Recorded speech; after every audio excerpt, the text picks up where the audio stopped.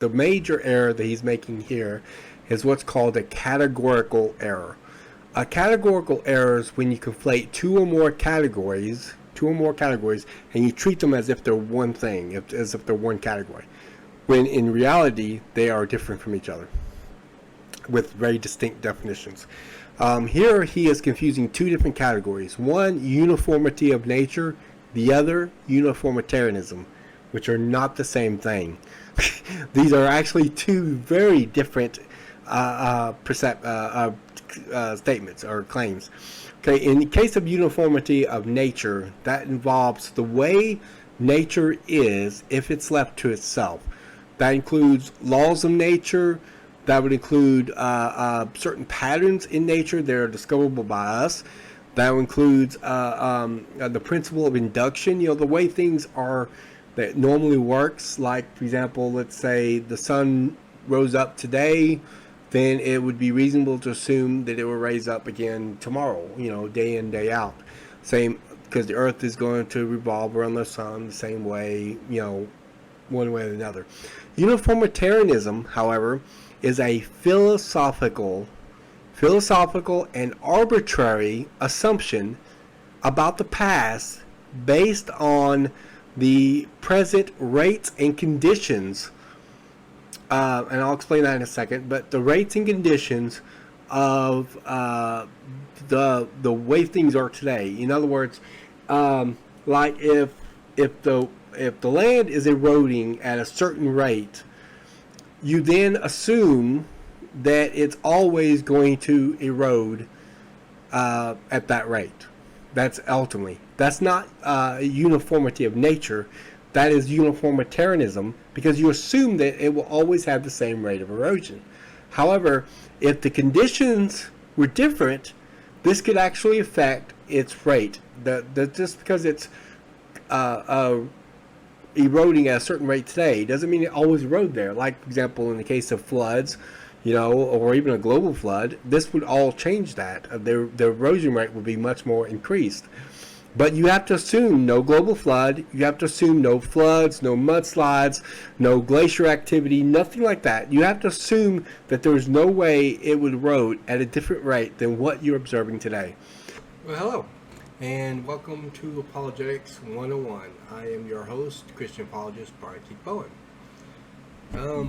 Today, we're going to try to finish up our discussion with or our review of the debate between Aaron Aquinas and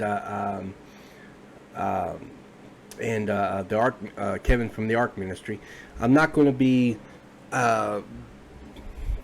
doing the whole video exactly like I was planning on doing. I'm going to be trying to get through as much as possible, but I don't think I'm going to get a lot of substance out of a lot of the arguments that Aaron is making at this point. I think he's just making the same errors, making the same assumptions, and so forth. So I'm not going to carry a whole lot of. I just don't think I'm going to get too much more out of this. So I'm going to do a review, the third part of this debate review today, and finish up this. I want to try to hurry up and get back into the Genesis series that I'm doing, because I got lots more videos planned up. And of course, I've got Eric Hogan going to be interviewed at the end of the month of January, so I can't wait for that. And so I'm going to be issuing my conclusion over the whole debate as well. There's another debate that I'm watching that I'm kind of interested in doing a review, so I may do a review, but it won't be a multi-part. It probably won't be a multi-part review. I don't know. It just depends on. There was lots of errors that were made in it, so I don't know exactly where to start. It was on the modern day debate, but we'll see. We'll see how that goes. But in any given case, I do want to finish up this debate review, and so without further ado, let's dive in.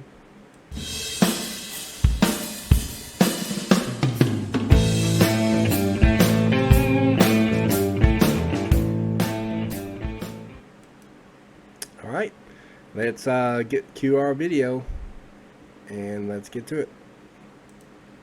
I also believe that this is a whole other discussion about, I believe that the dinosaurs actually live with man. they're mentioned in the Bible. Yeah, I used to believe that too. The Leviathan And stuff. I believe man probably killed them. I think I might be doing an article on that eventually, because I'm sitting and thinking about it recently in some of my other materials, and so I thought about doing an article on my website. Do you believe dragons were Well, used to be animals you with could man? say fire-breathing dragon, but I mean that's just like the what's the name of that beetle? The bombardier beetle that spits out the chemical. It comes out at like 400 degrees out of its abdomen. Did you ever hear of that? Yeah, that's still around. Yeah, today. so I mean, it could be referring to a dinosaur to actually do that, because I believe they have found some dinosaur skulls that have a cavity in their skull that they can't explain what it is, and That's correct. could have been something that was able to mix those chemicals. And We got other biological creatures today that can chemical, like for example, like in case of lighting bugs, lighting bugs, they actually have a chemical reaction in their abdomen that lights up their rear end, and that's how they actually make that. Commonly, they're referred to as fireflies and so forth. So we have animals. The point is that I think Kevin's making it's not biologically impossible for that to happen. But I mean, it's not implausible.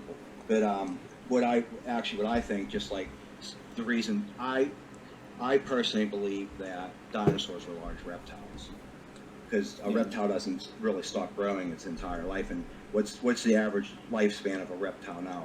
50 years, maybe 70 for some. I mean, excluding some turtles that live at 200 years old and stuff like that. But if just take a Komodo dragon, if that thing's 700 years old, it's going to be pretty big, right? A couple tons probably. Yeah. So I do think there are one some... other quick question Okay. I just wanted to ask. What about, like you were talking about the fossil record? Where do you think the fossil record came from? Took millions of years each of these layers, or is it more like a sedimentary layer that was from a worldwide flood, that was all these layers are pretty much the same age? Because I would think if the world was flooded, just for example, we have smooth gravel everywhere around the world, right? Very smooth. Where did all of this smooth gravel come from? If the earth was covered in water, and then of course we're still going to have the tide's going to come around. It's going to make a big bulge of water come around like every 6.5 hours. Somewhere is going to be a high tide, and the whole earth's going to be kind of like a wash machine, and it's going to be grinding all this stuff up. And of course, all this stuff that died in the flood is going to get, each time the earth passes, it's horizontally putting a layer over it. And that's why why do we have billions of fossils? What fossilizes today? How many animals died today, and how many are going to fossilize? Out of 1 million, maybe 2, because there was a mudslide somewhere. So that's why, and they're piled up in spots. Dinosaurs, just thousands and thousands of them in one area, like they were running away from something. And a lot of fossils show, a lot of like a full articulating fossil will show it looks like something impacted it. Its neck would be bent back. It's in a weird position, like it was struggling. Fish giving birth, fossils, clams in the closed position, stuff like that. This stuff had to be fat, had to be quick. It wasn't millions of years of layers, covering these things up. And then of course there's gigantic tree stumps up in the Antarctic, up in the ice. How'd they get there? Had to be a worldwide flood. All right. He's presenting some really good evidence for the flood. The problem, however, is that this debate is not over the global flood. And apparently he must have realized it, because he never comes back to this at all. And probably for good reason, because this is not really a discussion about it. Aaron's about to change it back to answering his initial question that he wants to answer, that's a little bit more relevant to the discussion. And so they never really come back to the evidence of the flood. It may seem like it's a little bit related because of the fact that we're dealing with deep time assumptions and the fossil record and things like that. But when it comes to there are portions of the arguments of the flood that would be more closely related, because for example, the order of fossils in the strata, sometimes is claimed by evolutionists to support the order that is claimed by evolution. But then, of course, I would disagree with that. But they say it's that this is what they would expect in a particular pattern or order. And young Earth creationists would say, yeah, that's what biblical creationists predict as well. They would be in a particular order because of the flood, and you got the creatures that live on the bottom of the ocean. You'll be more closely associated to them. The ones that are more mobile, like humans and primates and mammals, they're going to be found at the higher strata layers as a result of the global flood. So that kind of stuff is relevant to the topic matter because of what's being claimed by evolution and that sort of thing. But just simply spouting off a bunch of really good evidence. I mean, the evidence he spouted off was really good. I have no problem with the arguments that he brought up there. And if this was a debate about the global flood, that would be right on cue. That'd be good. That'd be good to throw out there. But this was not an actual debate over the global flood, and so it would not have been very relevant to just kind of throw out a bunch of evidence for the global flood, because that was not what was on the table for the discussion, whether evolution was. Now, there are aspects of the evidence for the global flood that would be relevant to the discussion of evolution that could be brought up in its right appropriate time. But simply throwing up a bunch of evidences for global flood, although they were really good evidences, they were not, that was not the topic matter of the video. And so Aaron kind of rechanges it back to the subject matter, and it stays on that for the rest of the time. So they never really, at least the amount that I watched. Again, I didn't watch all of it, but I did watch a significant portion of it. It most certainly did seem, or that they don't really come back to the question he's asking here about the evidence for the global flood.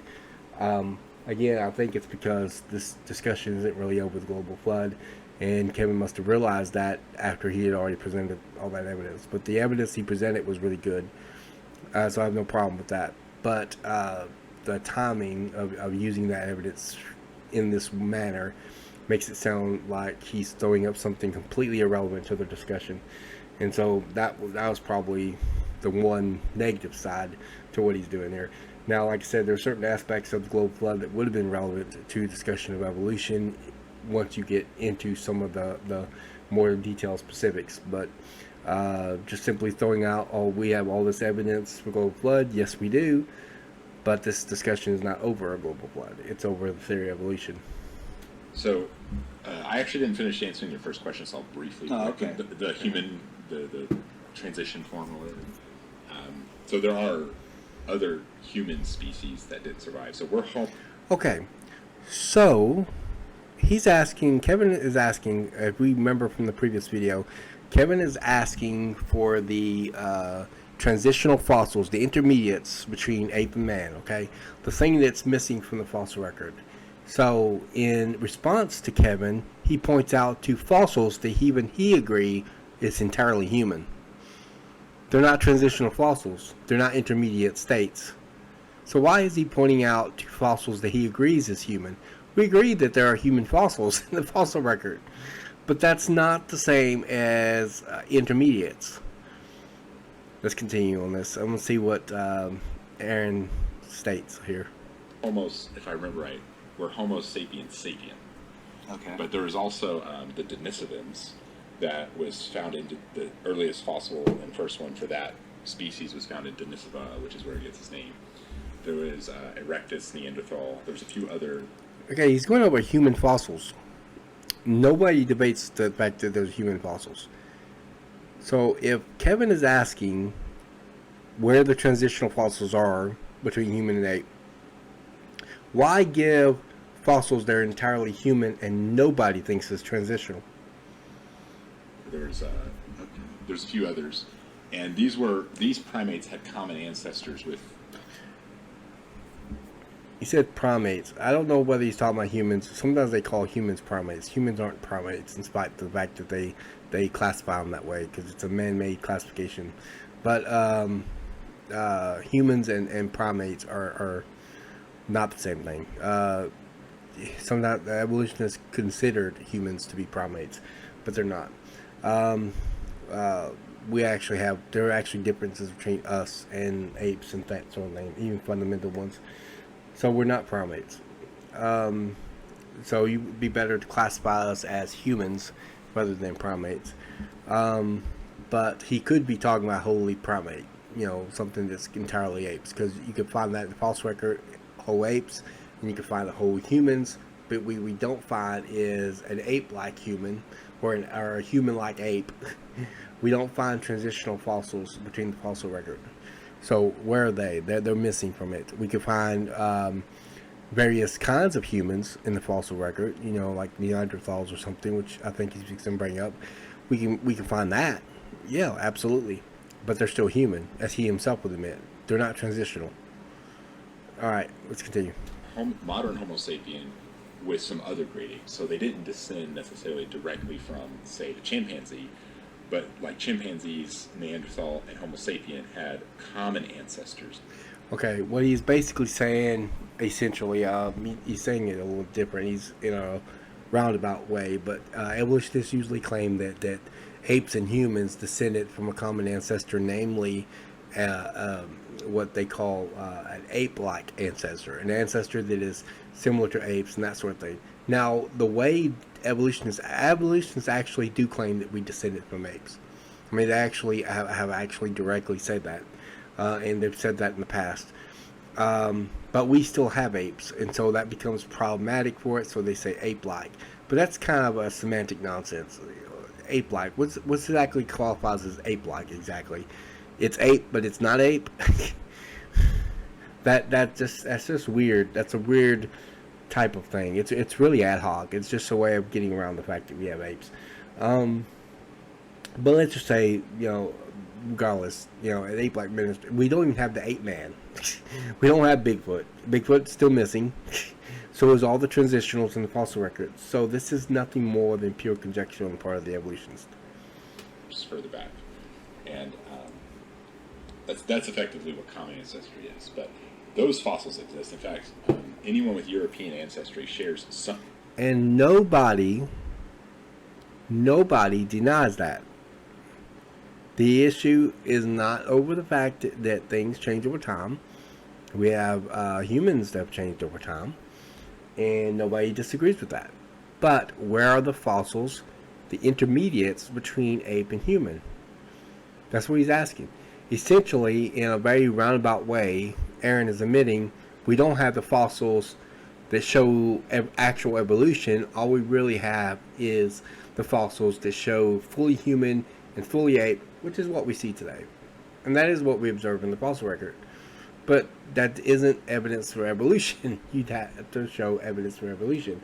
And so what Kevin is essentially asking here, again, from the last video, we can see that as well. He's essentially asking, where are the intermediates? Where are the transitional fossils? Where is the in-between states? Where are the fossils that are, 60% invertebrate and 40% vertebrate, or 50% invertebrate and 50% vertebrate, vertebrate, and so forth, and see the gradual process. If you can imagine that A represents common ancestry, B represents how animals exist today. Where are they? And let's assume that the A is an extinct animal that we actually have, and so forth. Then where is the AB transitionals? That's what we're asking for. But when he's asking that question, Kevin's asking that question to Aaron. Aaron points, oh well, we have A, and we have B. We just don't have AB transitionals. Well, yes, but that's the evidence that y'all need to produce. That's what y'all need to present. That's the whole point. Some small percentage of Neanderthal genetics. There's ways you can test that. It's pretty interesting. So that gives me. You believe? And Neanderthals are fully human. So why wouldn't humans have some similarity of genetics in the first place with Neanderthal? Because everyone agrees Neanderthal is human. Well, except for some older creationists and a few theistic evolutionists. But most theistic evolutionists, like most evolutionists, concede that Neanderthals are human. We'll talk more about that in a second. Even Neanderthal is in between primate and human. It's not human. It was. You sure it might not have been a very old human. So human. The word human we get from the prefix homo, right? I think, yeah, Neanderthal was a type of Homo family, just like Homo erectus was, or the Homo denisovans, if I'm pronouncing it, whatever the denisovan was. So yeah, these were other species of human that could interbreed. Okay, so he's admitting that they were human. He says they're another species of human. I probably wouldn't use that language to describe it, but let's say that that's the case. We'll just go with it. Okay, they're another species of human, but they're still human. They're not a different kind of creature. They're not apes. They're not monkeys. They're not ape-like. They're just human. And he just admitted that, yeah, they're a type of human. So they're not transitional. So why bring them up?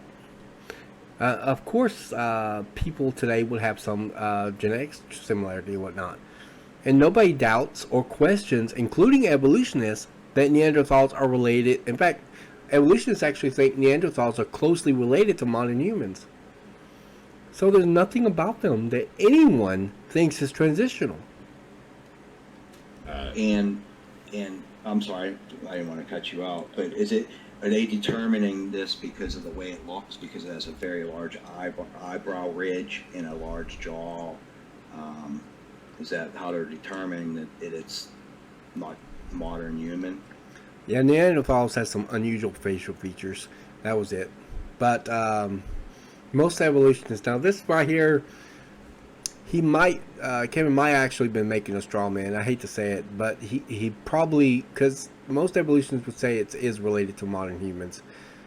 Now, I think what Kevin is trying to get at is that the evolutionists might say it's not fully a modern human, just related to him. That might be what he's trying to get at. But he's trying to get at that. He may not be trying to do a straw man argument. Rather, instead, Kevin is simply trying to say that, that you're admitting that you don't think it's fully human or fully a modern human. You admit it's human, but you don't mean it's modern human.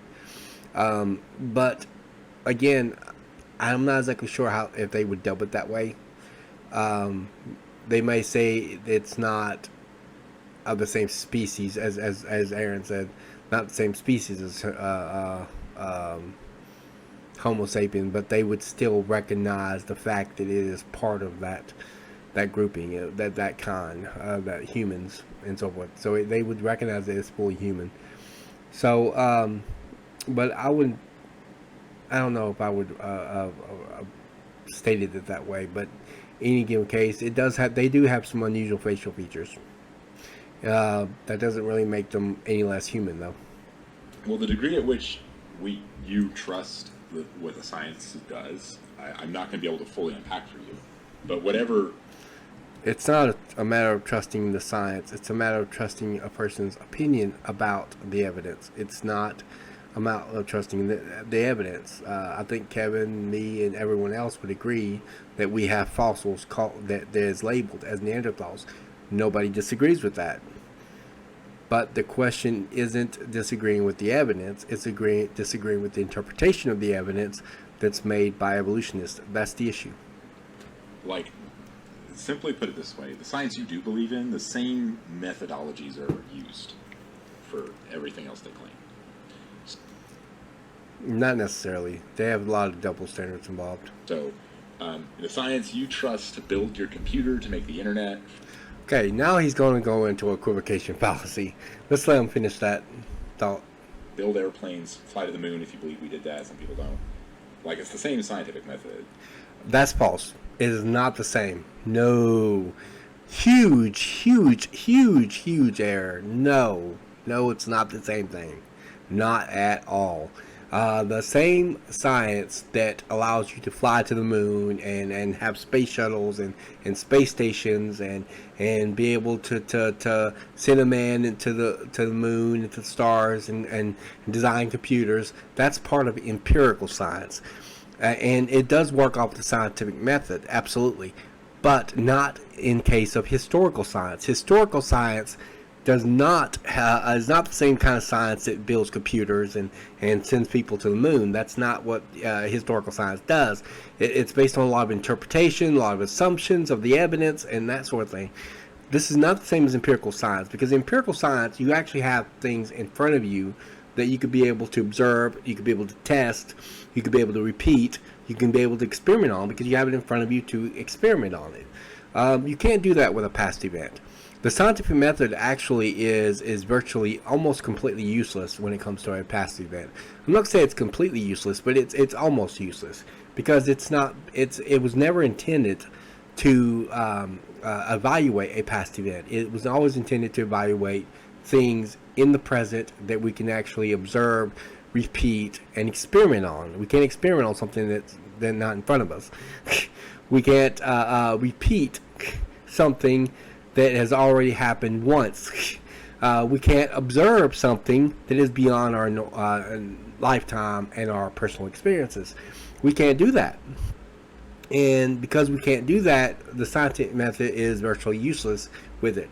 Now, what historical science does is it tries to use principles of the science today, the same principles, some of the same principles and tools and resources that scientists use today, and then try to use it to evaluate a past event.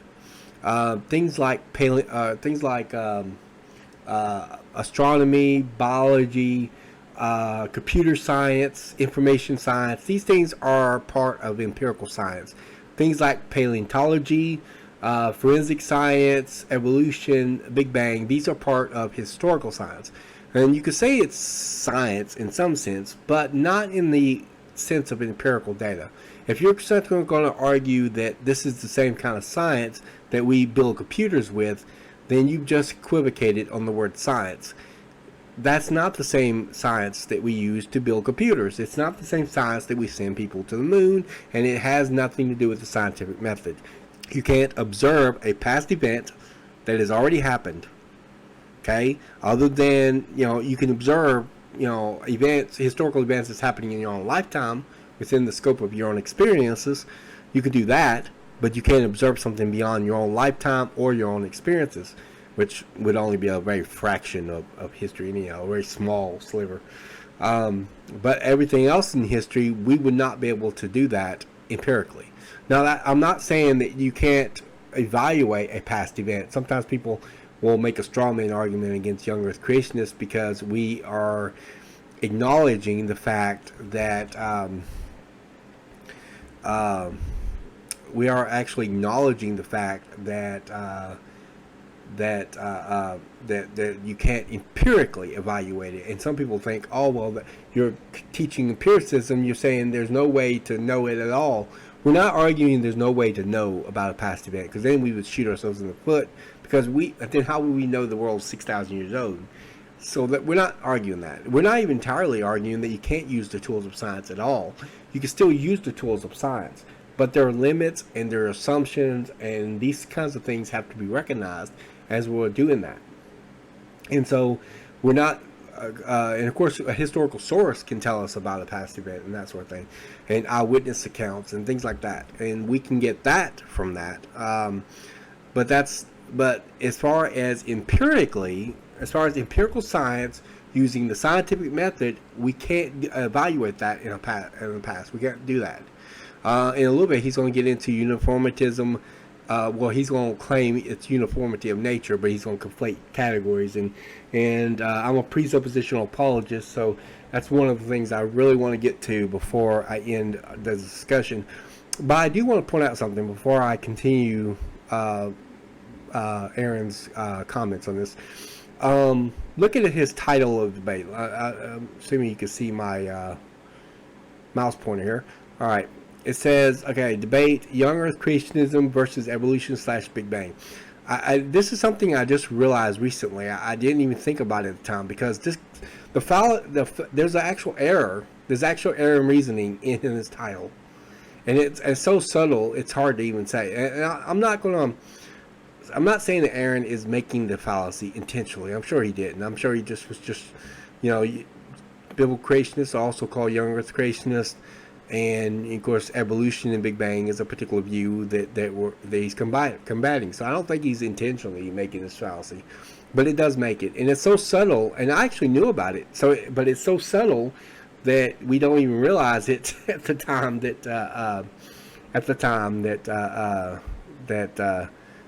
I didn't realize at the time I was evaluating the other two parts, and I just realized it, not just now.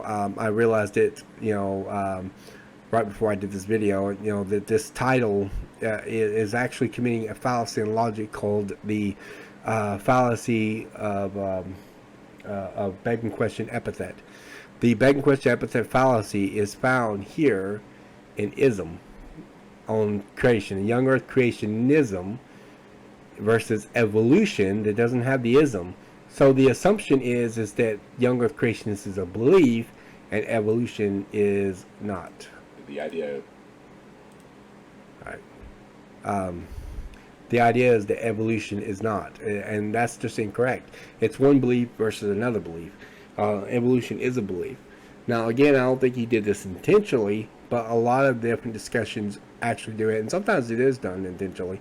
But I don't think Aaron's doing it intentionally. I think he just put that as the title without thinking about it. Me and him had a debate. I probably insist on having a title that would not commit this error in reasoning, because the error is actually very subtle. Like I said, I don't even think Aaron meant to make this error, but it's very subtle. It's a subtle begging question epithet. It tries to use rhetoric to convince or persuade, rhetorical or emotional language to persuade. That's called the begging question epithet fallacy. And he's doing that by simply putting ism at the end of young Earth creation in order to say, okay, that's a belief, but evolution and Big Bang is not. And in reality, it is a belief. It's a view about the past. Now, I think that young Earth creation has evidence supporting it, and I don't think evolution does. And so that becomes obviously the object of contention. But that itself is an error too. But yeah, let's continue. Let's see what he says on this. Of crafting a hypothesis, making predictions, testing it, and verifying it, like these same methods. In fact, you can't actually test a past event. You can't test. You can have hypotheses about the past event, but then again, historians can also have hypotheses, can't they? So you can have hypothesis about a past event, but in a hypothesis in the scientific sense needs to be falsifiable, and evolution in the scientific sense is not falsifiable. You can use methods, the exact same methods to date and reproduce chicken skeletons.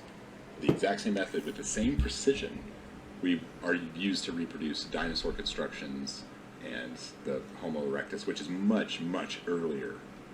Basically, he's saying that putting the science or the bones together, which is not really science, it's more, I don't know what you would call it, but all you're doing is just like putting together a puzzle piece. But I don't know why that would be relevant.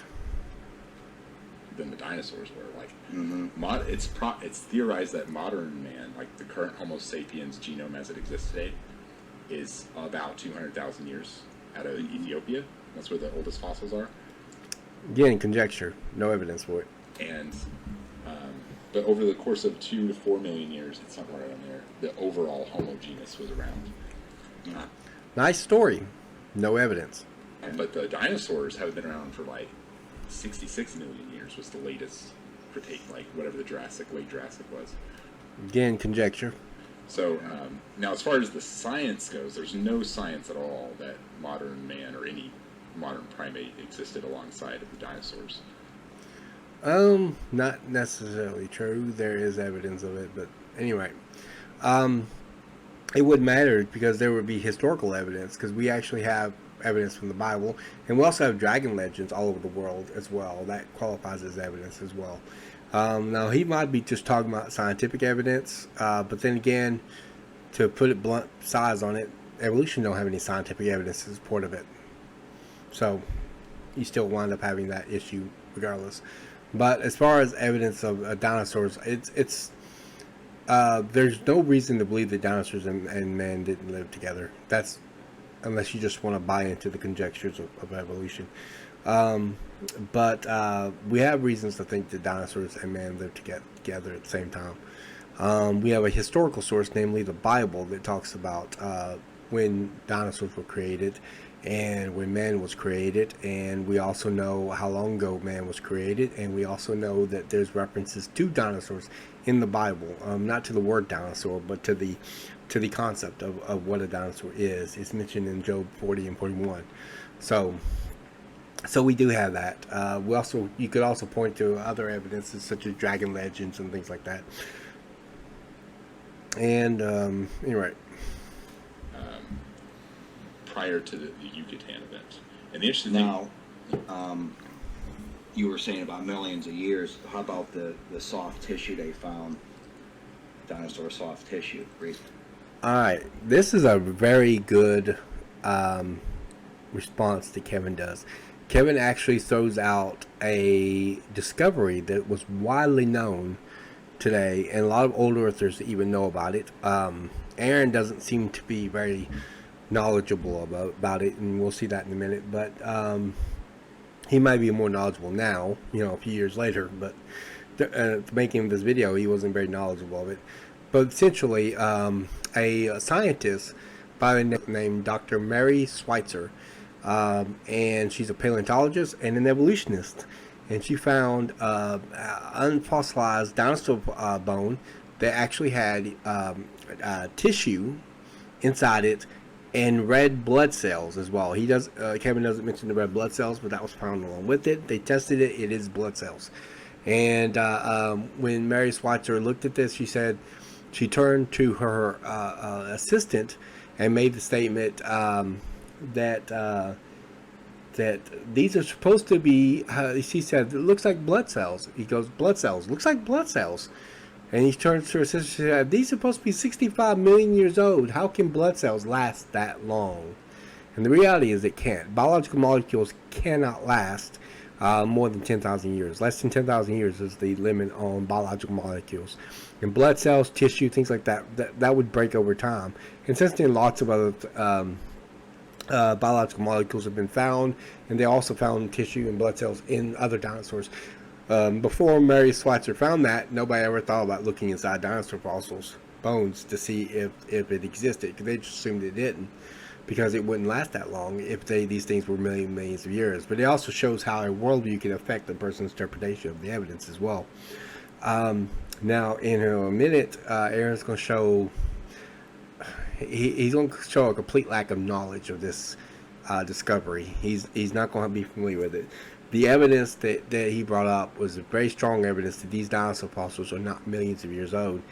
And we're going to see how Aaron responds, because I don't think he understands the gist of the argument. The idea is that biological molecules can't last that long, and he may not be aware of that fact. That's hence the reason why Mary Schweitzer had said that to her assistant. How can they last that long? They don't last millions of years like that. All right, let's see how he responds. I can't remember the first time they found it. I don't know if you're aware of that. What They actually found soft tissue, dinosaur tissue, in a fossil. Yeah, I mean, there is some more preserved tissue than others, but what's After the point? 65 million years. It's possible. Like, there's different degrees of fossilization. It's not possible for biological molecules to last that long. Okay. And by the way, pointing out to different degrees of fossilization, that's a red herring. It's irrelevant. Even if it was completely fossilized, it wouldn't do anything. Even if it was completely unfossilized, it wouldn't last. The point is that it doesn't matter whether you have a preserving situation or not, unless it is in itself fossilized. If the tissue itself exists, it would break down over time. That includes DNA. Degree of fossilization would have nothing to do with it. Okay. And there's some fossils with preserved feathers. He's still missing the point. It's biological molecules. We're not talking about fossilized feathers and things like that. We're not talking about that. We're talking about in case of like blood cells, tissue, DNA, those kinds of things. They break down over time, and this is a known fact, by the way. And that's how they found out dinosaurs had feathers. Some of them did, anyway. Some. Those fossils were None of the dinosaurs were ever found with fossils. Name one. Name one that was found with fossils. Name one. Now, just to be clear, even if they found feathers with dinosaurs, it would just be a feathered dinosaur. That wouldn't be a transitional fossil anyhow. But they don't find feathered dinosaurs. They didn't find feathers with dinosaurs. Anything that was found with feathers were found to be fully bird. Okay, so they never found any dinosaurs with feathers. He may be referring to Archaeopteryx, but Archaeopteryx was discovered to be a fully formed bird. Actually, it lost the feathers, and during fossilization, it lost the feathers on the top of its head. And so a lot of people try to draw, scales on top of its head, and to claim that it's a transitional fossil. But then they discovered that modern birds actually can get fossilized with, or fossilized without the little feathers on its head. But even if it did have scales, there are scales on birds, like on the legs of the bird and that sort of thing. But in any given case, there's no reason to think that it was found with, and even then it wouldn't have been a reptile anyhow. Nobody doubts that it's fully bird. Now the drawings actually have the Archaeopteryx being drawn like a fully formed bird with no scales on its head, with feathers. So nobody thinks the Archaeopteryx today is a transitional fossil. Anyhow, he doesn't mention the Archaeopteryx here, but he seems to be implying it by claiming that some of the dinosaurs have feathers. No, that some of the dinosaurs got drawn with feathers, but I agree with Roger Patterson here. I got his book right here, Evolution Exposed, Earth Science, and he said that just because you can draw feathers on a dinosaur does not mean that the dinosaur is related to birds. Just because you can draw that, but they've never actually found any. Now, what they have found, from what I understand, was they have found what's called, I think it's collagen. I think which is basically, well, I can't remember what it was. I have to look it up again. I think I looked it up a while back, but essentially, it's not. I don't know if I said it in my last video or not, but it's not feathers. So they actually haven't found feathers on a dinosaur. What they found was collagen, which is not feathers. But it turned out to be collagen, but they never found feathers on a dinosaur. Now, even if they did, it would just be a feathered dinosaur. It wouldn't be a transitional between birds and dinosaurs. It wouldn't mean dinosaurs are related. And there's always a possibility of finding something like that. But as far as currently, they have never found that. So this is just inaccurate. Again, probably from Aaron's lack of understanding of the issues, but he probably didn't realize that what they thought was feathers on a dinosaur turned out not to be the case. Discovered more recently than some of our pop culture depictions are of dinosaurs with being scaly or skinned. Some dinosaurs did have feathers. None of the dinosaurs, at least none that's in the fossil record. There's no evidence of them actually having feathers. He claimed that, but that's not the case. I mean, even if it did, it wouldn't really prove it transitional anyhow. But there's just no evidence for it. So it's a conjecture without any evidence. And a lot of them are related to the avian dinosaur birds that exist today. At least. No, none of them are. Well, they probably related to birds because they're fully formed birds. But as far as the dinosaurs, no, none of the dinosaurs were related to birds. That's a conjecture that needs evidence. In some common ancestor in that sense. But the fossil record and all that, it lines up pretty consistently with the expectations of the timeline, with the way we date modern things, consistent with the way we're dating that. It fits the geological record, so it's all pretty... No, it doesn't. The geological record has a particular order to it, and so evolutionists often claim that's consistent with their view. But the biblical creation model of the flood also predicts the same order. So the null hypothesis will nullify using those expectations against each other. But evolution doesn't make sense of what we actually know. The transitional fossils are lacking in the fossil evidence. There's no mechanism by which to generate information in matter, or generate new information in matter especially, or generate it over time, mechanism to keep it going. They can't explain the origin of life. violation of the law of biogenesis, all these things evolution violates. There's no observable evidence of one kind ever becoming another kind, either in the fossil record or in organisms today that's ever been studied. No studies ever produced that. So it's just pure conjecture. Well established, but what's not well explained? It's not well established. It's not established at all, actually. They may accept it. You might say a lot of people accept it. Okay, now a lot of people accept it, but that's pill the majority. But okay, a lot of people accept it, but that doesn't make it well established. If you mean well established as in well evidenced and known for a fact that that's the case, no, it's not. But this is where we could use science if you're trying to argue for a creator. Is Cambrian? Cambrian is not well explained. In fact, I have Darwin's book right here, Origin of Species, right? I don't know if you can see it. I've got it right there. And so do I. I got both of Charles Darwin's book, actually. I got Descent of Man, which he wrote 10 years later. I also have The Origin of Species. It originally was called On Origin of Species, but they changed the name over time. But it's the same text, same book, called The Origin of Species by Charles Darwin. I have that as well. And now he's going to go into this discussion about Cambrian, what's called the Cambrian explosion. I'm not going to get too much into the Geological Column.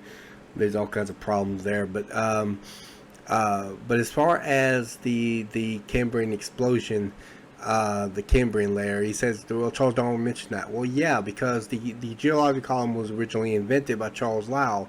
Charles Lyell and James Hutton, who invented Uniformitarianism, which Aaron's going to be mentioning here in a little bit, both of these will claim that both of these had heavy influence on Charles Darwin. So yeah, so of course he mentions the Cambrian, but we're going to see what he says about it. in there, I don't remember exactly where, but Darwin was aware of the Cambrian event, where pretty much all of the modern phyla just appear in the fossil record in a very short period of time, which is pretty contrary. And it contradicts evolution. Darwin effectively, I'm going to paraphrase, but he effectively said he's expecting that to just get explained away with future science. Well, he's expected to get explained away with future evidence, because he knew that the current evidence didn't support his theory of evolution, and he says this a lot. So there's a lot of speculation on the part of Charles Darwin, because he honestly admits a lot of times in his book that the current evidence just didn't support his view. So it is pure speculation that he was arguing for. He's like, okay, this is a problem for my theory, but I'm so confident in my theory that eventually we'll figure out what to explain. And guess what the belief is today? It's the same thing. They still haven't figured it out. They haven't figured out a lot of things. Because evolution is just not true. It's just not real. There's no evidence for it. The evidence appears to be stacked up against it.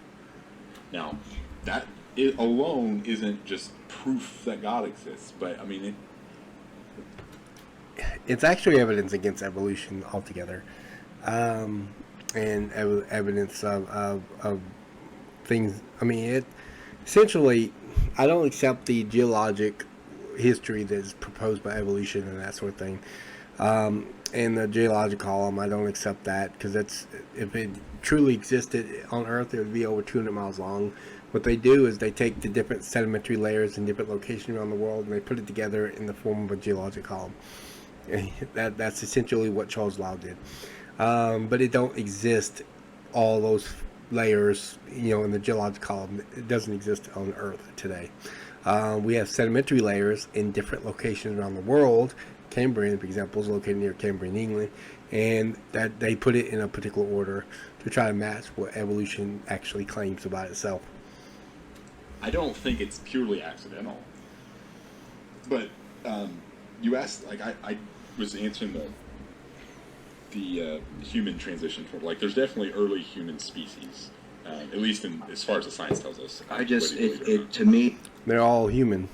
it's kind of odd that there's a large gap in between the primate and human. I think we're just thinking about it wrong. Maybe this will help. Like, when you think primate, if you're thinking like chimpanzee, gorilla, orangutan, if you're thinking the great primates today, it's not that it was just them for a long time and then suddenly it was humans. I mean, that's not what happened. I understand that, but why didn't any of these intermediates survive? Well, None. I mean, they kind of did to some degree. So, for example, you already see diversity in the great apes itself, right? Like that. Okay. Kevin is asking for the reason that these intermediates, these in-between states, didn't survive. Okay. Aaron is saying, oh, wait a minute, some probably did. Look at all the variations of apes. That's not transitional between apes and humans. Okay. Transitional fossils are the in-between states. If apes, okay, let's assume the ape-like ancestor thing is the case. It's semantic nonsense, but let's assume that. So you got A and you got B, C. Okay, B represents apes, and the C represents humans. Okay, wholly human C, wholly apes B. Somewhere in the early ancestral line, you have a totally different kind of creature that's neither ape nor human, but completely different. Now that same ape-like ancestor evolved, but in two different branches. One leading to the evolution of humans, the other leading to the evolution of apes. And so, what we're asking, okay, what is missing from the fossil record is A, there's no ape-like ancestor there, and all the AB transitionals, from the ape-like ancestor to an ape, and from the ape-like ancestor to a human. Okay, that is missing from the fossil record. We don't have no A, we don't have no AB transitionals, and we don't have no AC transitionals. What we have are B and C. We have fully ape and fully human. Now we might have variations of apes, we might have variations of humans in the fossil record, but they're still human, they're still ape. So if you got Kevin here trying to say, okay, where are the intermediates, why they didn't survive, and then he points to variations of apes, then nobody disagrees. There are variations of different kinds of apes. Why would you point to variations of apes? It's no different than pointing to variations of humans. They're still human, they're still ape. They're not beyond their taxonomic classification. They don't violate their own major classification. They cannot, the in-between states shouldn't be to the point where they cannot be taxonomically classified because they're in the middle. Now, we would expect variations within a kind. That's what, biblical creationists would expect. But we don't expect one kind to evolve into another kind of creature. And so we're asking that question, and Kevin is asking that question, but then Aaron points to variations within apes, as if that suddenly proves, or suddenly answers Kevin's question. In reality, it doesn't. It actually deviates from it, because the issue is not over whether organisms change over time. It's not even over the amount of change, really. It's over the direction of change. It's over the kind of change that's being claimed. Because you can have big changes within a kind where there's a lot of loss of information happening. I mean, that's happened before. I mean, we can have that, and that can create different species and create new traits, things like that. But it's a loss of information, so it's the opposite of evolution. It's going in the opposite direction than evolution. I think I might have talked about this in the last video, maybe in the first, but it is the opposite of evolution. So this is not in direction in favor of evolution. Let's continue to see what he continues to talk about. That's a degree of survival. Right, in primates. And a lot of the time, things are just bred in together. So there's some theories, the most believed theory today is that modern Homo sapien outcompeted Neanderthal, and so they just went extinct. Okay, so now he's answering the question why we don't have the animals of, or the other kind of human, namely Neanderthals, while they went out extinct. Okay, that doesn't answer transitionals because nobody, including Aaron, thinks Neanderthals are transitional fossils. We're asking for the in-between states, right? So if you're, it'd be kind of like if I sat there and if I'm on a ship and it's sinking and it's filling with water fast, and I ask the captain, why is this ship sinking? You know, why is it going down? You know, and why is it sinking? What happened? You know, and the captain answers, well, it's sinking. That's why it's going down. Well, yes, I can see that it's sinking, but why is it sinking? What caused it to sink in the first place? And he says, well, can't you see that it's sinking? I mean, look, it's got water on it. You know, it shows evidence that it's sinking. And then I said, yes, I can see that there's evidence that it's sinking. I know that it's sinking.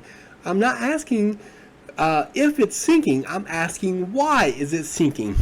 And then he points back to the evidence that it's sinking. And so you go back and forth. And I've actually had these back and forth talks with atheists and evolutionists who think that way. That they keeps on giving me evidence of things that I'm not disagreeing with, and is not giving me evidence for I'm actually asking for.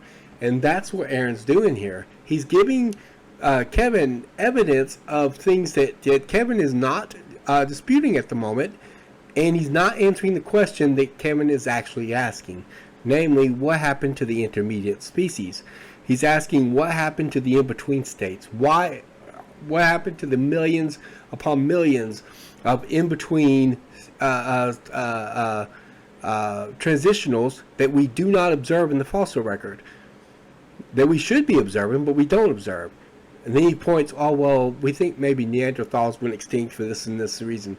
Neanderthals aren't transitional fossils. And it wouldn't explain why, conveniently, the transitionals themselves are missing from the fossil record. But there's some theories that suggest that they were bred into the current genetic form of humans. It's probably, to be honest, it's probably some combination of the two, because most European ancestors have Neanderthal genes in them. It's anywhere from like 1% to 4%. Again, he's missing the point of what Kevin is actually asking.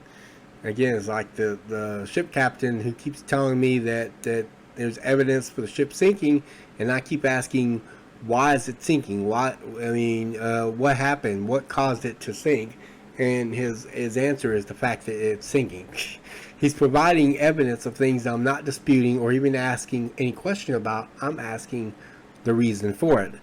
And so Kevin is asking the reason for these transitional fossils going extinct, and he brings up fossils that we observe that are not transitionals, and then explains why they went extinct, which is not the question, or the question that Kevin is actually asking at this point.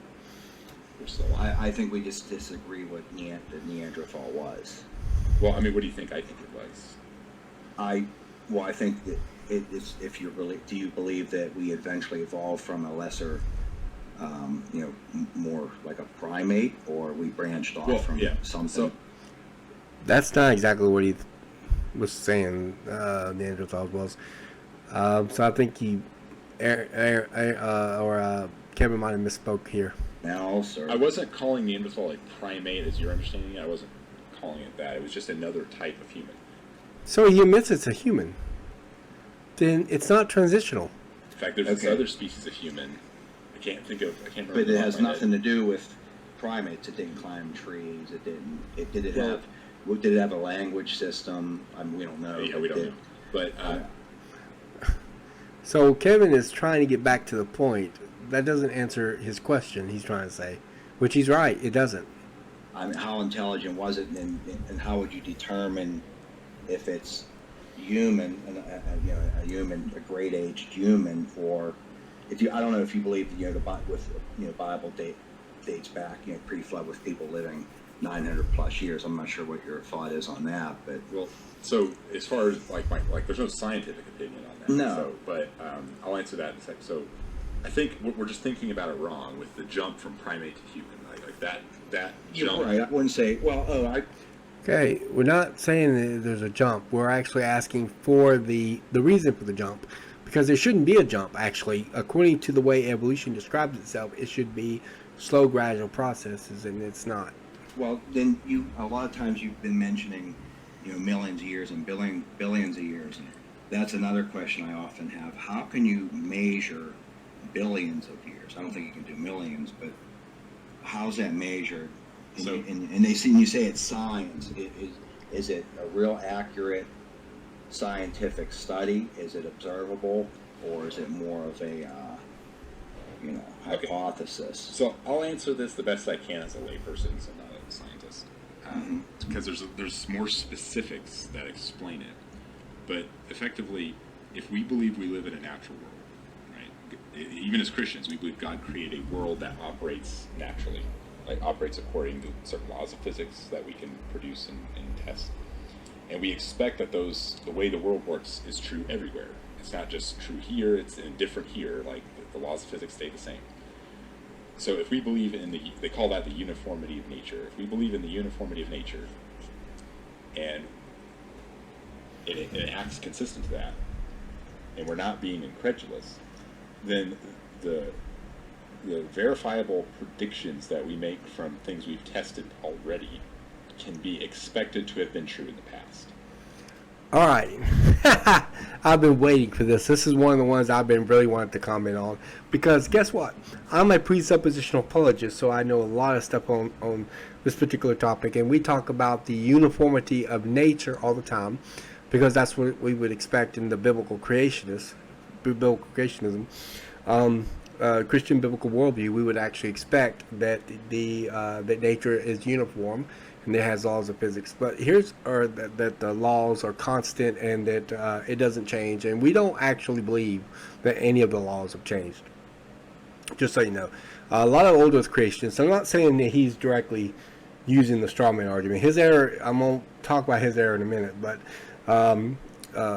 he could be implicit with the straw man, but there's a lot of old Earth creationists that, like Hugh Ross, who often makes this straw man, where they think that we're arguing against the laws of nature, or that the laws of nature would need to be changed in order to be, true of young Earth. So he could be implying that straw man here. It could be on the back of his mind. He hasn't explicitly referenced it, but it could be there somewhere in the back of his head. But in any given case, the major error that he's making here is what's called a categorical error. A categorical error is when you conflate two or more categories, and you treat them as if they're one thing, as if they're one category, when in reality they are different from each other with very distinct definitions. Here he is confusing two different categories. One, uniformity of nature, the other, uniformitarianism, which are not the same thing. These are actually two very different statements or claims. Okay, in the case of uniformity of nature, that involves the way nature is if it's left to itself. That includes laws of nature. That would include certain patterns in nature that are discoverable by us. That includes the principle of induction. The way things are that normally works. Like, for example, let's say the sun rose up today, then it would be reasonable to assume that it will raise up again tomorrow, day in, day out. Same, because the earth is going to revolve around the sun the same way, one way or another. Uniformitarianism, however, is a philosophical and arbitrary assumption about the past based on the present rates and conditions, and I'll explain that in a second, but the rates and conditions of the way things are today. In other words, like if the land is eroding at a certain rate, you then assume that it's always going to erode at that rate. That's not uniformity of nature. That is uniformitarianism, because you assume that it will always have the same rate of erosion. However, if the conditions were different, this could actually affect its rate. Just because it's eroding at a certain rate today doesn't mean it always erode there. Like, for example, in the case of floods, or even a global flood, this would all change that. The erosion rate would be much more increased. But you have to assume no global flood. You have to assume no floods, no mudslides, no glacier activity, nothing like that. You have to assume that there's no way it would erode at a different rate than what you're observing today. That's called uniformitarianism. There is no law in physics, no law in nature called the law of uniformitarianism. And uniformitarianism is not, and I repeat, it is not uniformity of nature. Uniformity of nature, as I already mentioned, is the way nature is when it's left to itself. This doesn't exclude the possibility that God can do miracles. He can do miracles if he wants to. But it is the way nature is when it is left to itself. That is uniformity of nature. Science is based on uniformity of nature. However, it is not based on uniformitarianism. Uniformitarianism is the philosophical assumption, like I said, it's an arbitrary philosophical assumption, that was invented by a guy named James Hutton. This is historical, who didn't like the idea of interpreting the fossil and geologic record in light of a global flood.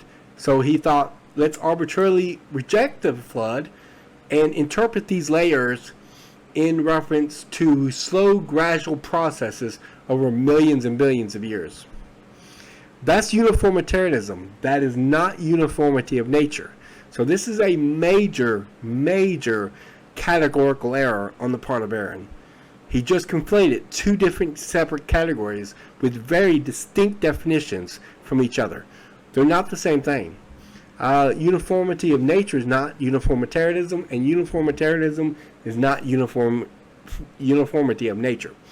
Uniformitarianism is a philosophical and arbitrary assumption about the past based on rates and conditions. In fact, there's a slogan that's often used by people who are advocating uniformitarianism, and it goes something like this.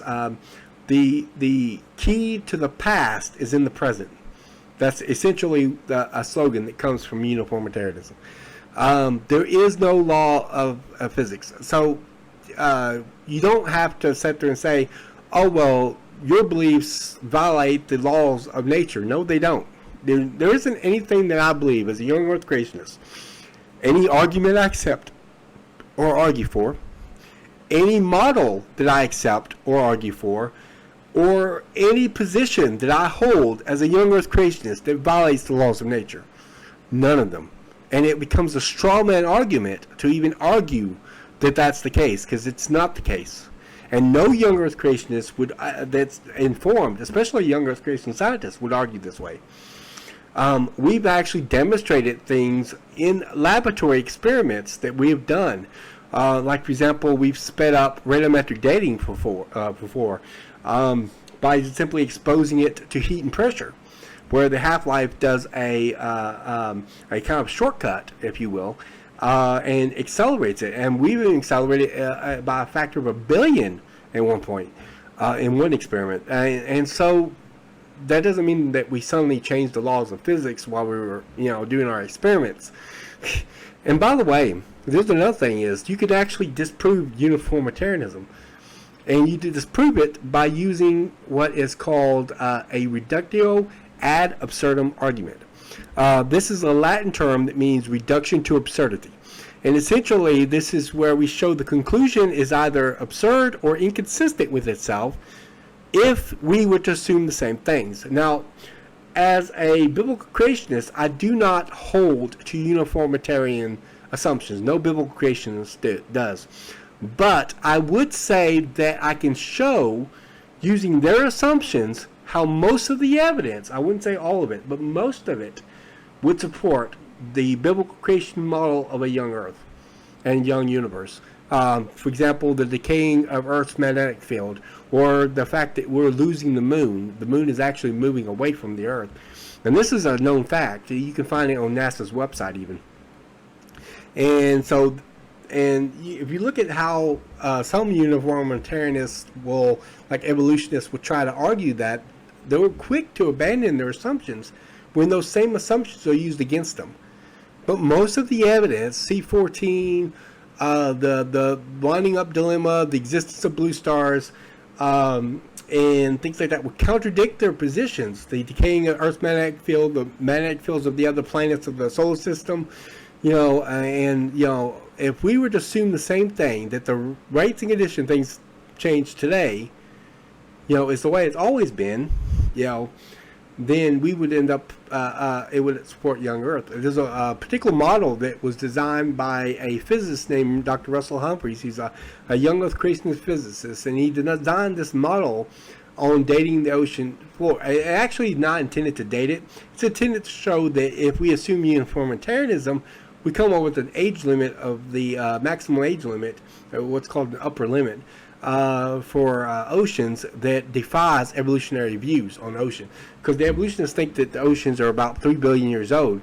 But yet we can't, even if we are very generous with evolutionary assumptions, we can't even get 10 million years out of it. And they did this by measuring the salt intake and outtake of oceans, and show consistently that based on that, the oceans should be less than 10 million. Now, in reality, we don't take uniformitarian assumptions. God would have created the oceans with salt already in there, because some animals would require at least some salt in the oceans, and a lot more salt would have been deposited during the global flood. But if you assume uniformitarianism, you take away a global flood, you assume straight up, and measure the intake over time, the outtake intake of salt over time, then you wind up with an ocean that is upper limit is 10 million years. And that's being generous to evolution assumptions. It's actually way below 10 million years, but being very generous to the evolutionary assumptions, pushing the boundary as high as you can possibly go, and you can't even get 10 million years worth of salt intake and outtake into the oceans. And so that shows that you can't sit there and assume uniformitarianism. We can also do more than that. We could point to C14 in diamonds. I already mentioned biological molecules can't last more than 10,000 years because they break down over time, assuming the consistency rate. Now, there are some cases where the rates and conditions of today would be the same in tomorrow, or in the past. There are some cases of that, but for the most part, there's no reason to arbitrarily assume that in every case, because clearly doesn't show it. And I've actually watched debates. Like, there's a girl who has a YouTube channel called Science Side Up. Her name's Maddie. She debated Ken Hovind on Modern Day Debate, and I was going to set to do a review of that debate, and I ended up not doing it. But I did it, but when I was in the editing process, I ended up abandoning it for some other things, and never did produce the video. So, but in any case, when Ken Hovind brought up the fact that the moon is leaving us, right? The moon is leaving us away. She then said, and I can't forget this. This is what she said. She said that, but you're assuming that the rate in which it's moving away is the same rate in which it's moving in the past. Well, I don't have that assumption, but the fact is you're assuming that that's the case, but you obviously were willing to abandon it when the argument is used against you.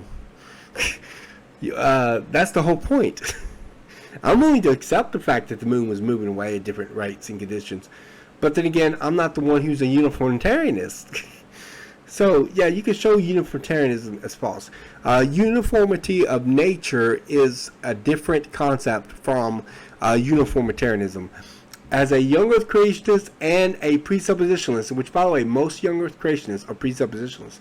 There are presuppositionalists, or there is young Earth creationists that are also evidentialists and classical apologists and things like that. But for the most part, most young Earth creationists appear to be presuppositionalists. I'm a presuppositionalist.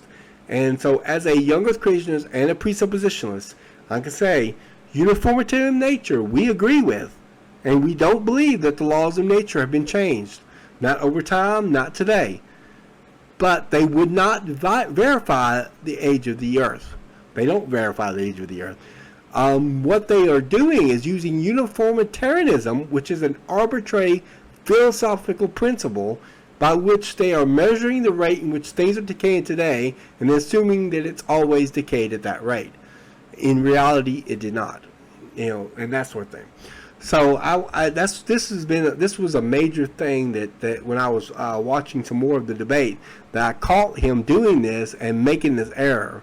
So it's so obviously an error, but it would give a little bit more context to why people like Hugh Ross makes the strawman argument that they think that our positions and arguments somehow validate or call for the changing of the laws of physics and laws of nature, when in reality none of our arguments and positions call for that. Now, if we're willing to admit that that's not true, feel Which nobody is willing to say uniformity of nature is not true. What we would argue is that uniformitarianism is not true. It's a philosophical arbitrary assumption. logically, that's one direction you could go. You could. But see, the thing is, nobody's going in that direction. The direction that we're going at is denying uniformitarianism, not uniformity of nature. So he's saying, all right, so again, this is why I say that he's probably implying that straw man. He's assuming that we're going to somehow call for, argue for, or in some way claim or demand the changing of the laws of physics in order to argue for a young Earth. But we don't claim that. That's not our argument. That's not our position. We don't argue this. And none of our arguments call for the change of the laws of physics. Now, do our arguments violate uniformitarianism? Yes. But it doesn't violate uniformity of nature. We don't agree with uniformitarianism. We do agree with uniformity of nature. Those two are not the same thing. You could say, no, I have reasons to believe, based on the scripture, that maybe the laws of physics were different pre-flood. We don't claim that. He's throwing it out there in a very subtle way that sounds like he's only suggesting the possibility he might say that. But so this sounds like he's suggesting the possibility of strawmanning us. But in reality, we don't claim that the laws were different pre-flood, and we don't claim the laws are different post-flood. We don't claim that the laws were different at all. So this again is a strawman argument that, like I said, he may not, I don't know if he's explicitly doing the strawman argument, or simply he just doesn't understand what we actually argue. But either way, no informed creationist would argue this. This is not, and it's not imperative to any position that we hold as young Earth creationists. Like maybe that's a position you could take. But that's not like something that the natural world is telling you. That's something the scripture would have to tell you. Well, one thing, that's a Reification fallacy. The natural world wouldn't tell you anything. But if he's saying that's not what the evidence from the natural world, yes, it is. We have evidence from the natural world, not just from before a global flood, but we also have evidence from the natural world concerning the young Earth. And I gave several lines of reasoning. I mean, we can give more. You know, I could talk about comets. I could talk about that. And short period and long period comets can only last so long, and there's an upper limit on them. You know, and we could talk about the population argument and things like that, and I'm sure we're going to get through some of them with Eric Hovind toward the end of January in a few months. But we don't believe that any of the laws of physics or laws of nature were changed or pre-flood or post-flood. We don't think that. Let's continue. So if you're asking me scientifically, just what the natural world is telling us, is that... Natural world is not telling us anything. Now there are scientists that make claims they're telling us, but natural world doesn't tell us anything. If, assuming uniformity of nature, which is an assumption, but I think it's suggested.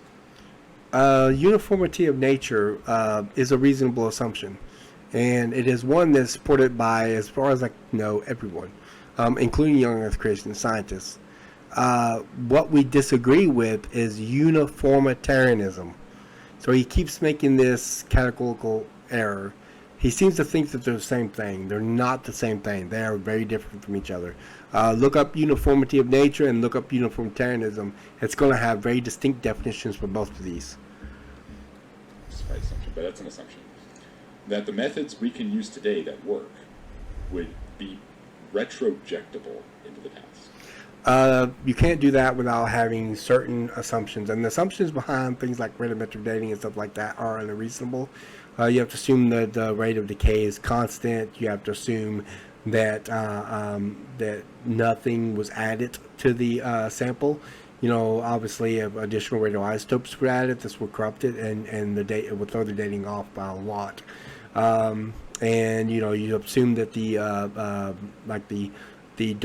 initial conditions were the same, like the daughter element started out with 0%. In radiometric dating, you have the parent isotope, you have the daughter isotope. The parent isotope decays to the daughter isotope, and they try to measure the rate in which that is decayed. But this assumes that the daughter isotope started with 0% in it, so that all of the daughter isotope is assumed to have decayed from the parent isotope. But if there's if it starts out with the daughter isotope, then this will throw the dating off. This is what they found when they try to date rocks of known ages of volcanoes, because they try to date rocks of known ages of volcanoes, like Mount St. Helens eruption in 1980. We actually know when the rocks formed. We actually know. Without getting too technical, they thought that the argon, because potassium 40, decays to argon 40 with a half-life of I think it's 1,200 something billion years or something like that. It's a very long half-life. It's much longer than carbon-14. And they thought that all the argon would have slipped out before the rock formed. Turned out that wasn't the case. It had what scientists call excess argon in it that was left over from it before the rock actually formed. And we figured this out because we actually know the dates of the rock, the formation of the rock, of volcanic rock, because we know the dates of the eruptions. So we were able to measure this on rocks of known ages and discovered it had that extra excess argon in it. They thought they could try to get around the problem by using, because argon 40 actually decays to argon 39, and they thought that would get around the problem. That's called argon dating, but that winds up with the same problem. It didn't start out with 0% argon 39 either. There was already leftover argon in there, and it didn't all slip out and that sort of thing. So this threw the dating off by a lot, and there was dates that were thrown off anywhere from hundreds of thousands to millions and millions of years. So it was a really wild dates that were given as a result. So we've actually tested this, and it's found to be falsifiable, that it was false. This is the only way you can falsify it, because rocks of unknown ages, you can't falsify it because we don't know the ages of them. But we know the ages of volcanic rock, and we were able to falsify it, and it showed that this is indeed is false and doesn't work. And so, yeah, all those would have assumptions behind them, and they run to be unreasonable assumptions, and they're not at all based on uniformity of nature. So what he's saying here is he's continuously conflating those two categories, uniformity of nature and uniformitarianism. Those two are not the same thing. They have very distinct definitions, but he keeps making that error. And so, to be more specific, there are methods to measure time in a variety of ways with chemistry and sedimentation.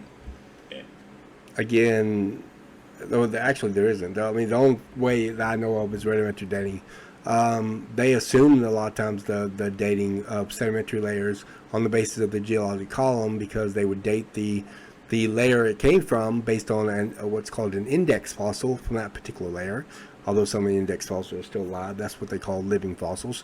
And then they would take that index fossil, and then they will say that index fossil has to be a certain age because of which rock layer it came from, which is circular reasoning.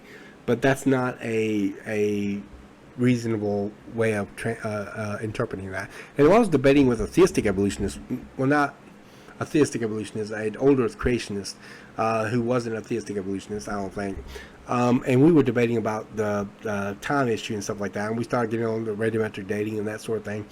And he said what probably happens is that they will exclude radiometric dating, which gives dates older than what they think the Earth is, and then they would also exclude any date that gives a date that says it's younger than what it is, and they will only include radiometric dating that gives them a date estimate that's close to what they think.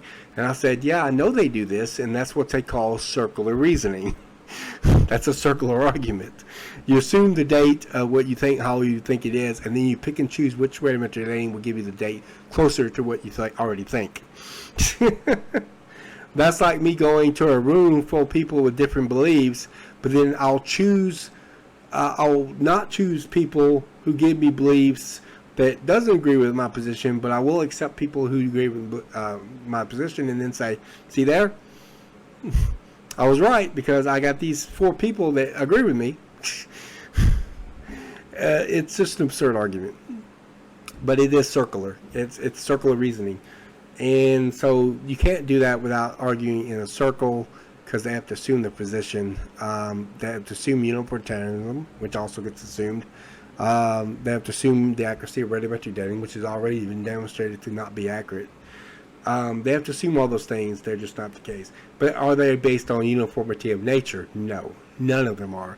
None of them. None of them are. So that not work very well.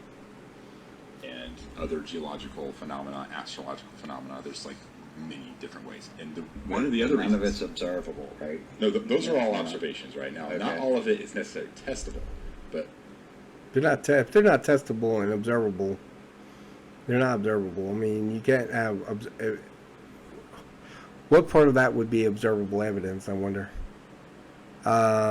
If he's talking about radiometric dating, that's not observable. I mean, you can't observe the rate in which radiometric dating is decayed over time. It's impossible to do unless you can take a time machine, go back, and start measuring the rate of decay. But you can't do that. What you do is you observe the rate in which it's decaying today, and then assume that it's always decayed at that rate.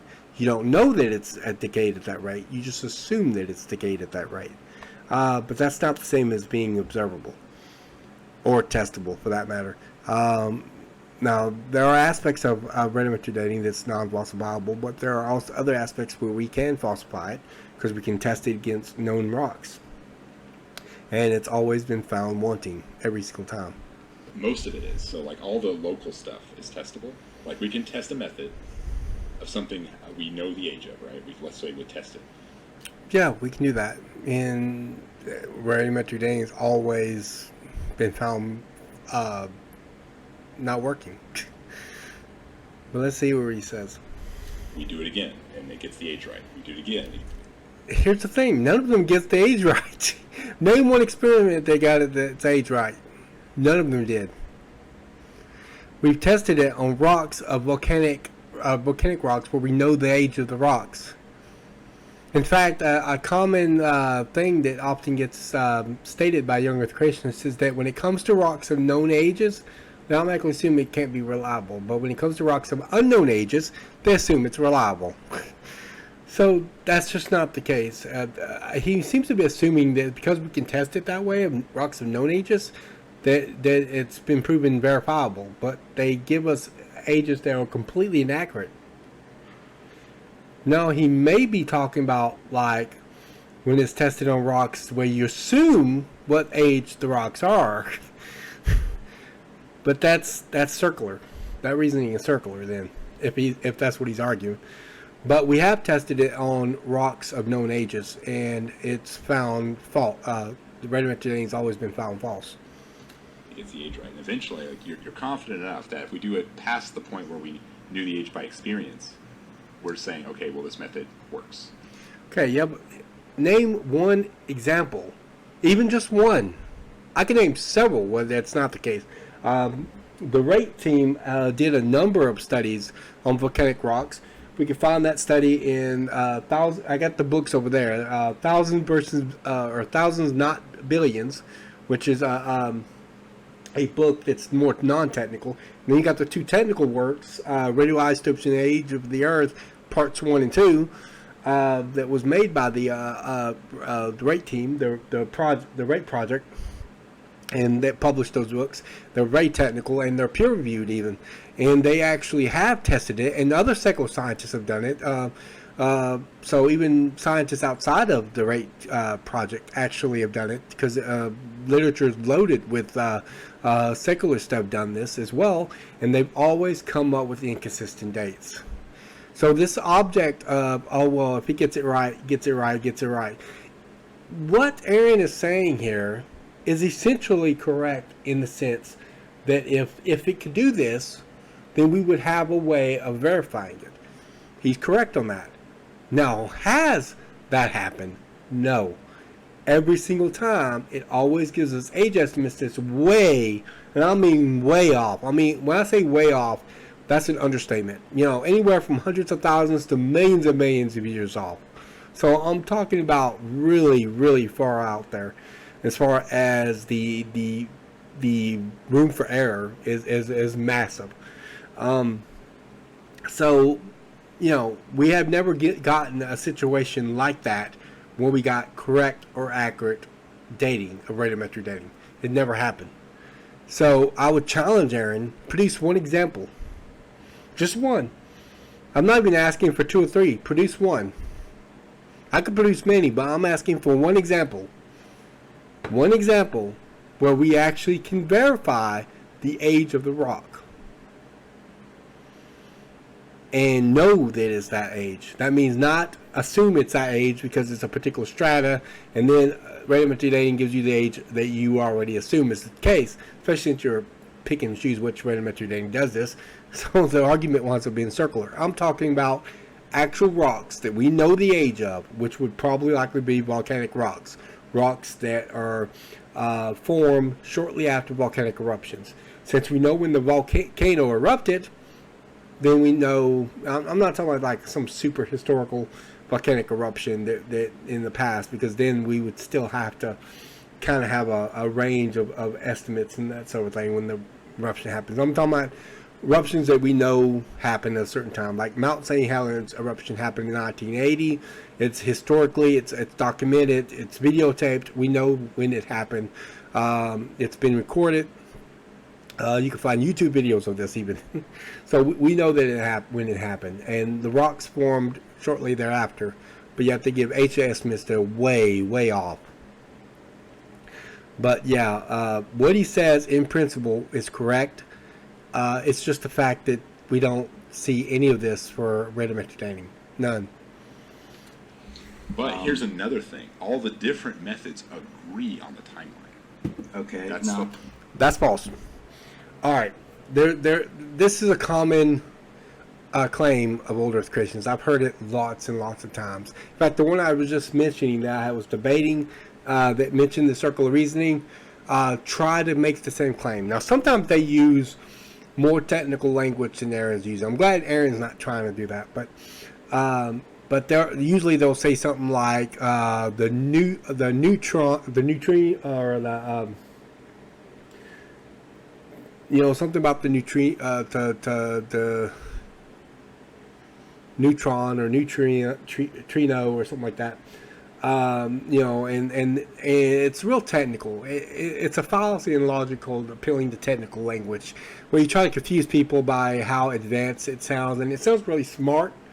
But the gist of it is that they're saying what Aaron's saying, that all the radiometric dating is somehow agreeing with the time scale. But that's false. That's not true at all. They give very wildly different age estimates here, and they don't give the same. Carbon-14 doesn't give the same. In fact, C14 has been found in things supposed to be millions of years old, and in case of diamonds, hundreds of millions to billions of years old. And yet C14's half-life is 5,730 years. And remember, doing a reductio ad absurdum argument, right? Because that's the only way to avoid a circular argument, is to do a reductio ad absurdum argument, assume their position while trying to prove the position, instead of just assuming your position and try to prove their position with what you assume. Instead, you assume their position to show that their position is incorrect. And doing that, the half-life of carbon-14 is 5,730 years, so it should last no longer than 90,000 years. That's an upper limit on carbon-14. Yet it's found in things, if it has sufficient enough carbon, it is found in things that are millions of years old in case of dinosaur fossils, or even hundreds of millions to billions of years old in case of diamonds, because it's been found inside diamonds. If diamonds is the hardest natural substance on the planet, once it's solidified, no additional radioisotopes can even be added to the sample as a result. So, if you base it on the decay rate of carbon-14, assuming uniformitarianism, by the way, you wind up having abundancy of carbon-14 in something that's not supposed to have C14 in it. There should be no measurable amounts of C14 left inside diamonds.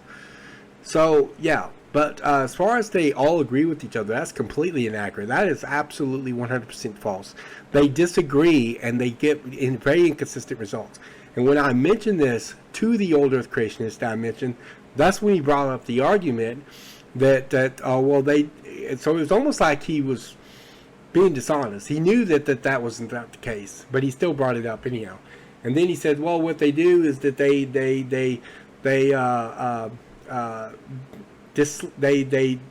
exclude radiometric dating that gives them dates older than what they think the Earth is, and exclude dates that gives them, or radiometric dating that gives them dates of ages that are younger than what they think the Earth is. And I said, yeah, I know they do that. That's called circular reasoning. That's exactly what that's called. But in any given case, no, they don't agree on the same time scale. That's completely inaccurate. Potassium argon doesn't agree with argon, and potassium argon doesn't agree with lead. They have very different results. What they basically do is they circularly pick and choose which radiometric dating is going to give them the results that's going to be closest to what they already think. That's ultimately what they do. But as far as they agreeing with each other, no, they don't. There's all kinds of problems with radiometric dating. I know a lot about this topic, and I can't wait to get to it. I'm going to be getting to subjects of radiometric dating when I get to Chapter 5 of Genesis in my Genesis series. So stay tuned for that. It's probably a long way off, though, unfortunately. But I plan on doing a lot of young Earth versus old Earth creationist type deals, and I plan on doing that in Chapter 5. So there's going to be a lot of young Earth versus old Earth creationist stuff when I get to Chapter 5 of Genesis. So I can't wait for that, and I hope you join me on this. And while I'm already talking about that, if you have not liked or have not subscribed to this of my channel yet, please subscribe to my channel. Don't forget to like the video, drop me a comment below. Don't forget to hit that notification bell so you'll be notified of all my future videos. I got tons more planned up, and more than what I can even produce this year. I probably have this entire year planned up, except for the few scrattlers here and there where I might do a review or a response in a particular video or something like that. But for the most part, the Genesis series is going to be taking up the bulk of my time for a while at least. So I would appreciate it, the support on my channel, and to subscribe to my channel and to like the video. Liking it helps get this information out there, helps YouTube present this information to more people, so more people can be able to get access to this video. So please don't forget to like it, and don't forget to subscribe to my channel.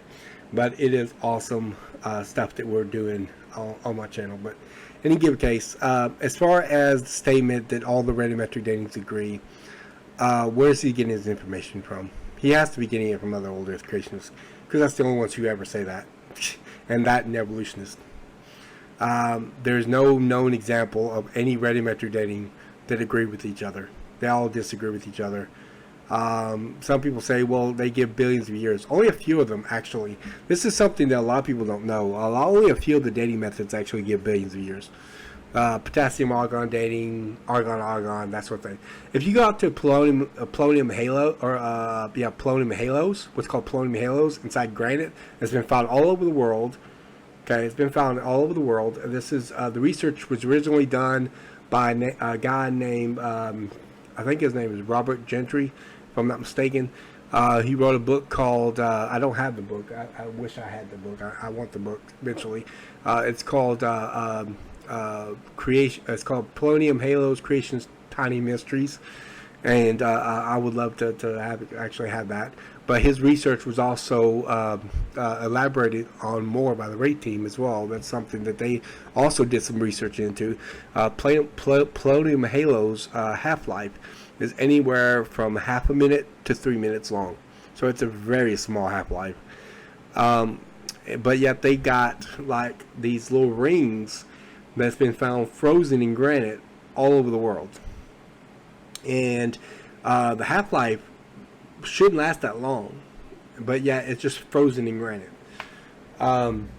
So the evolutionary view wouldn't make much sense on that, but in any given case, bottom line is that the statement that all the radiometric datings agree, show me some examples where they agree. Show it to me. It's just not the case. That's pretty strong. You're talking about vast amounts of time, so... Yeah. What's the half-life of carbon-14? I mean, C14. You don't know. Yeah. I mean, I don't know like off my head. Like It's 5,730. 5,730 years is the half-life of carbon-14. it's roughly 5,700 years. He's estimating down. That's why he said roughly. He's estimating down to 5,700. But the precise date, the precise half-life is 5,730 years. Okay, and then if you cut that in half again, it's like 11. You know, it gets to 11,000 years. It's down to a quarter, and so it's reliable back to about 50,000 years. And That's correct. evolutionists or geologists will tell us that diamonds are millions of years old, but they all still have C14 in them. All of them. This is exactly what I just said, by the way. Not even thinking about what he was going to say, by the way. I was just presenting that. So, but what he's saying is accurate here. Yeah. So That's where the young Earth creation, that's where the young Earth creation science comes in, where, they're dating this stuff and they're saying it's millions of years old, and then it's still, and they're telling us that C14 has this half-life, and then but yet C14 is still there. So, do you really think that they just like throw their hands up and say this must have been like? You don't think they have any reason to believe that? He's talking about old Earth people. They will come up with an explanation to try to explain it away, but their explanations aren't reasonable, and that we've actually tested it to see if that's the case. But let's see what they say first before I go into that. I can't figure out how you can dig in the dirt and find a fossil and date it to 70 million years ago. I can't even comprehend that amount of time. Well, I never will be able to. No, well, we can't Never. comprehend it. And like, I don't. literally. And I guess I'm average intelligence. I don't know. Maybe not. But I can't comprehend it, and I certainly can't comprehend 13.277 billion. Oh, It's impossible to even comprehend it at all. I mean, honestly, we can't. Then not. As far as C14, but the explanation that they try to come up with, some people try to come up with by trying to use other radiometric materials and say that can sometimes convert into C14, like C13 sometimes can convert into C14 and stuff like that. And that's true, it can, but it's such a slow half-life, such a slow decay rate, and C14 into or some other radiometric dating, it's such slow decay rate that only a very small sliver, a very small fraction of carbon-14 can ever result in that. And there's always a possibility that some of it could be, but it could never account for the abundancy of it. We would have 1 billion times more carbon-14 inside diamonds than what would be produced by these other radiometric datings. So their responses are never reasonable on that. Imagine having a barrel full of water, right? And you punch a hole through the side of the barrel, and so it's gushing water out really, really fast. So the water level's going down, right?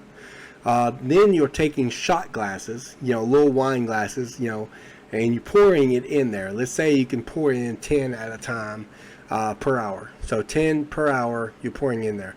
Would you stop it from flowing out? Would you create a kind of an equilibrium where it's just kind of balanced or raised up, one of the two? No, you wouldn't. Why? Because it's gushing out faster and more water. It's gushing out more water, and it's gushing out more water faster than what you're inserting into it. So a little bit of water, you might be able to add a little water to it, but it's going so fast and so much that you're not producing enough to raise it up or to keep it level as a result. That's the same way. They can't sit there and do that. So it wouldn't be able to account for the abundancy of C14 they'll find inside diamonds. And so the evidence, and by the way, they actually factor in that possibility as well, and they realize that we would have to actually have 1 billion times more radiometric dating than we already have, or radiometric dating would have to go faster to replace it, which is the opposite of what uniformitarianists believe on radiometric dating. So they can't do that, use that argument. But either way, it winds up being unsensible.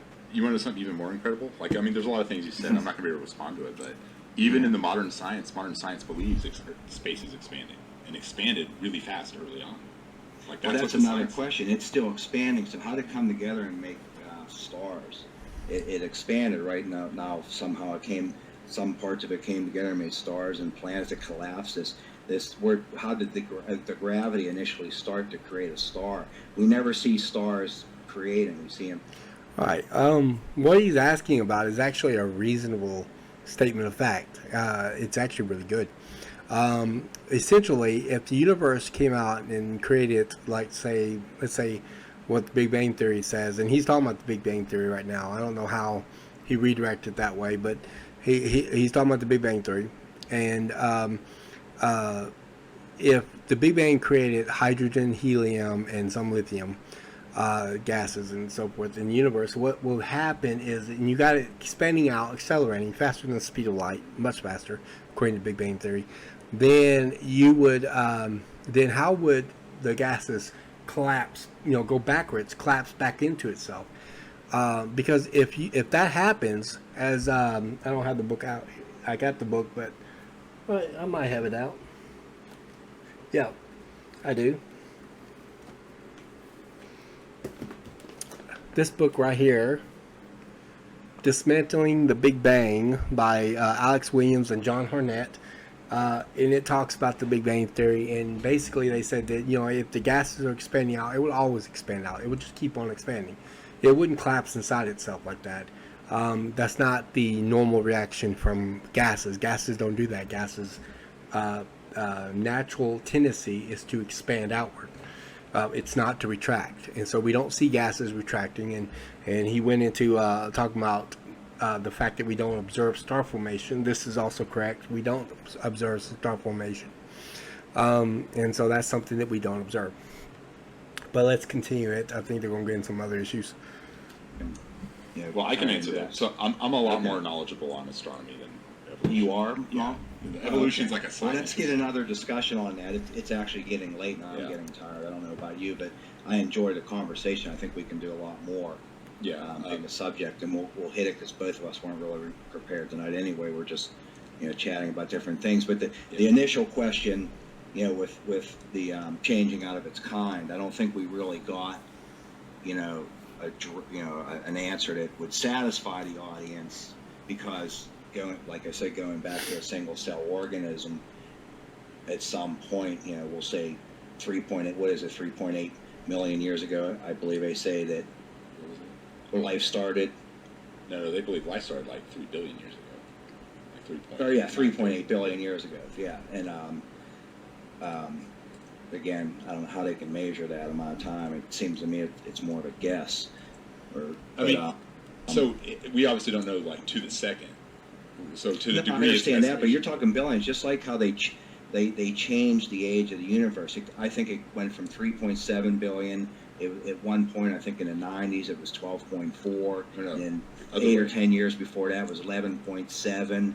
Their variation is billions of years with this dating. How can you have that much of an error? Yeah, billion. I could see 100,000 out of a billion, but 2 billion out of billions is kind of. Well, we shouldn't be too alarmed by just big numbers, because that's kind of arbitrary, right? Like 10,000 is still a big number, but it's a big number, but it doesn't have as much of a margin of error as billions does. We're using the billions as the numbers here. So if I say 13.8 billion and I say 11.4 billion, that is drastic. Well, It's so crazy drastic. it's drastic in the sense that the difference of, let's say, 2 billion is 2 billion is a big number, but percentage-wise, it's not that drastic. And what we need to think of, there's just a lot of different paths we're taking here. So if we're going to focus down, I'll answer your last question because I know you got to go. Yeah. You asked about how stars formed and stuff if the space is expanding. So if we're just answering based on science, right? This is not theology. There's this early after the Big Bang, there was a period called inflation, which was very, very rapid expansion. So it expanded really fast and slow, and space can expand Faster than the speed of light? Well, no, so that's a different thing. But yes. Okay. So inflation, the expansion of space doesn't have to obey the light speed rule, and it can expand at different paces at different time. It can be really fast at one time, really slow at another time. At least that's what the evidence is showing us. The evidence is not showing that at all. Where they get that from is basically the theory of relativity doesn't only disallow matter traveling as fast as the speed of light. Or matter can't travel up to the speed of light, and nothing can travel faster than the speed of light in terms of matter. Matter can't travel faster than the speed of light, or even to the speed of light.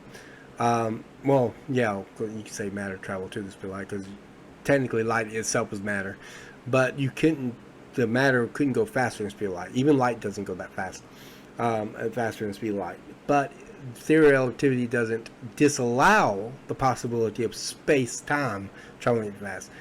In reality, we actually don't know how fast space-time travels, so it doesn't disallow it, and so they assume since it's not against the idea of space-time traveling that fast, let's assume that space-time travel that fast.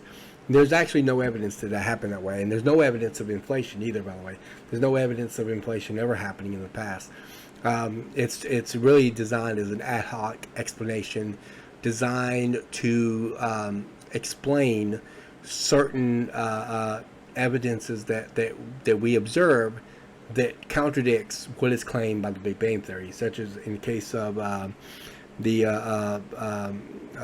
what's called the horizon problem, the flatness problem, the monoprobe problem. It's trying to explain these problems, and it does so by trying to claim that maybe the universe was accelerated really, really fast, that it was able to break the flatness problem, maybe it was able to explain the horizon problem, because you would have these things touching early on and then expanding it outward really, really fast and that sort of thing. But it's just pure ad hoc, and there's actually problems with the inflation theory, such as the graceful exit problem. That's you'd have to be able to ease out of this. You'd have to slow it down. You'd have to you have no mechanism by which to initiate or trigger the inflation or stop the inflation in a graceful manner. That's what's called the graceful exit problem.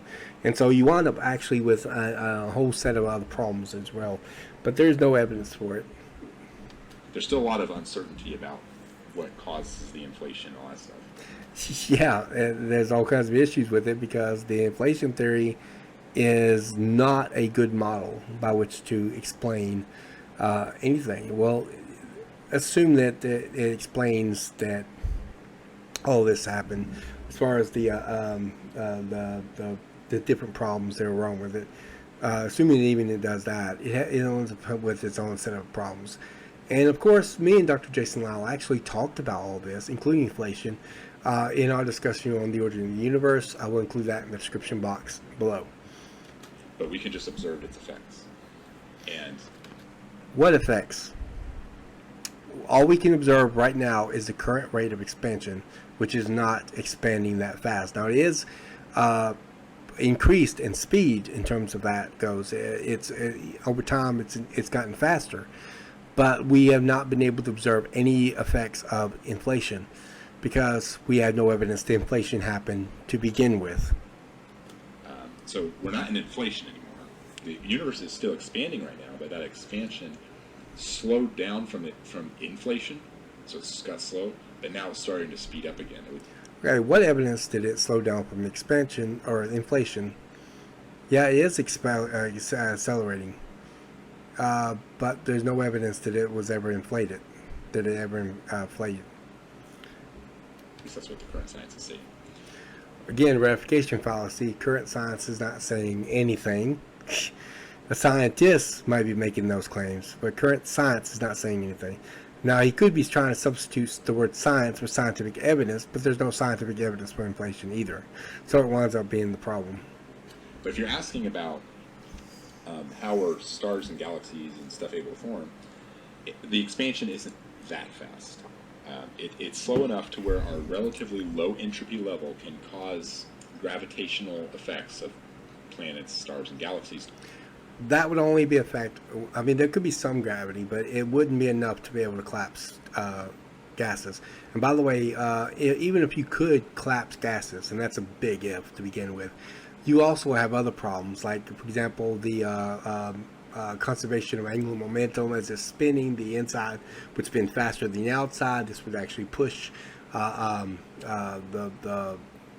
gas cloud apart, resisting compression. It would also heat up, and that would further resist compression, and that sort of thing. And me and Dr. Jason Lau talked about star formations as well. Again, review that video if you want to see our discussion of that. It was a very interesting discussion. I really liked it. But in any given case, let's continue. To occur, if you look at it on a large scale of galaxy.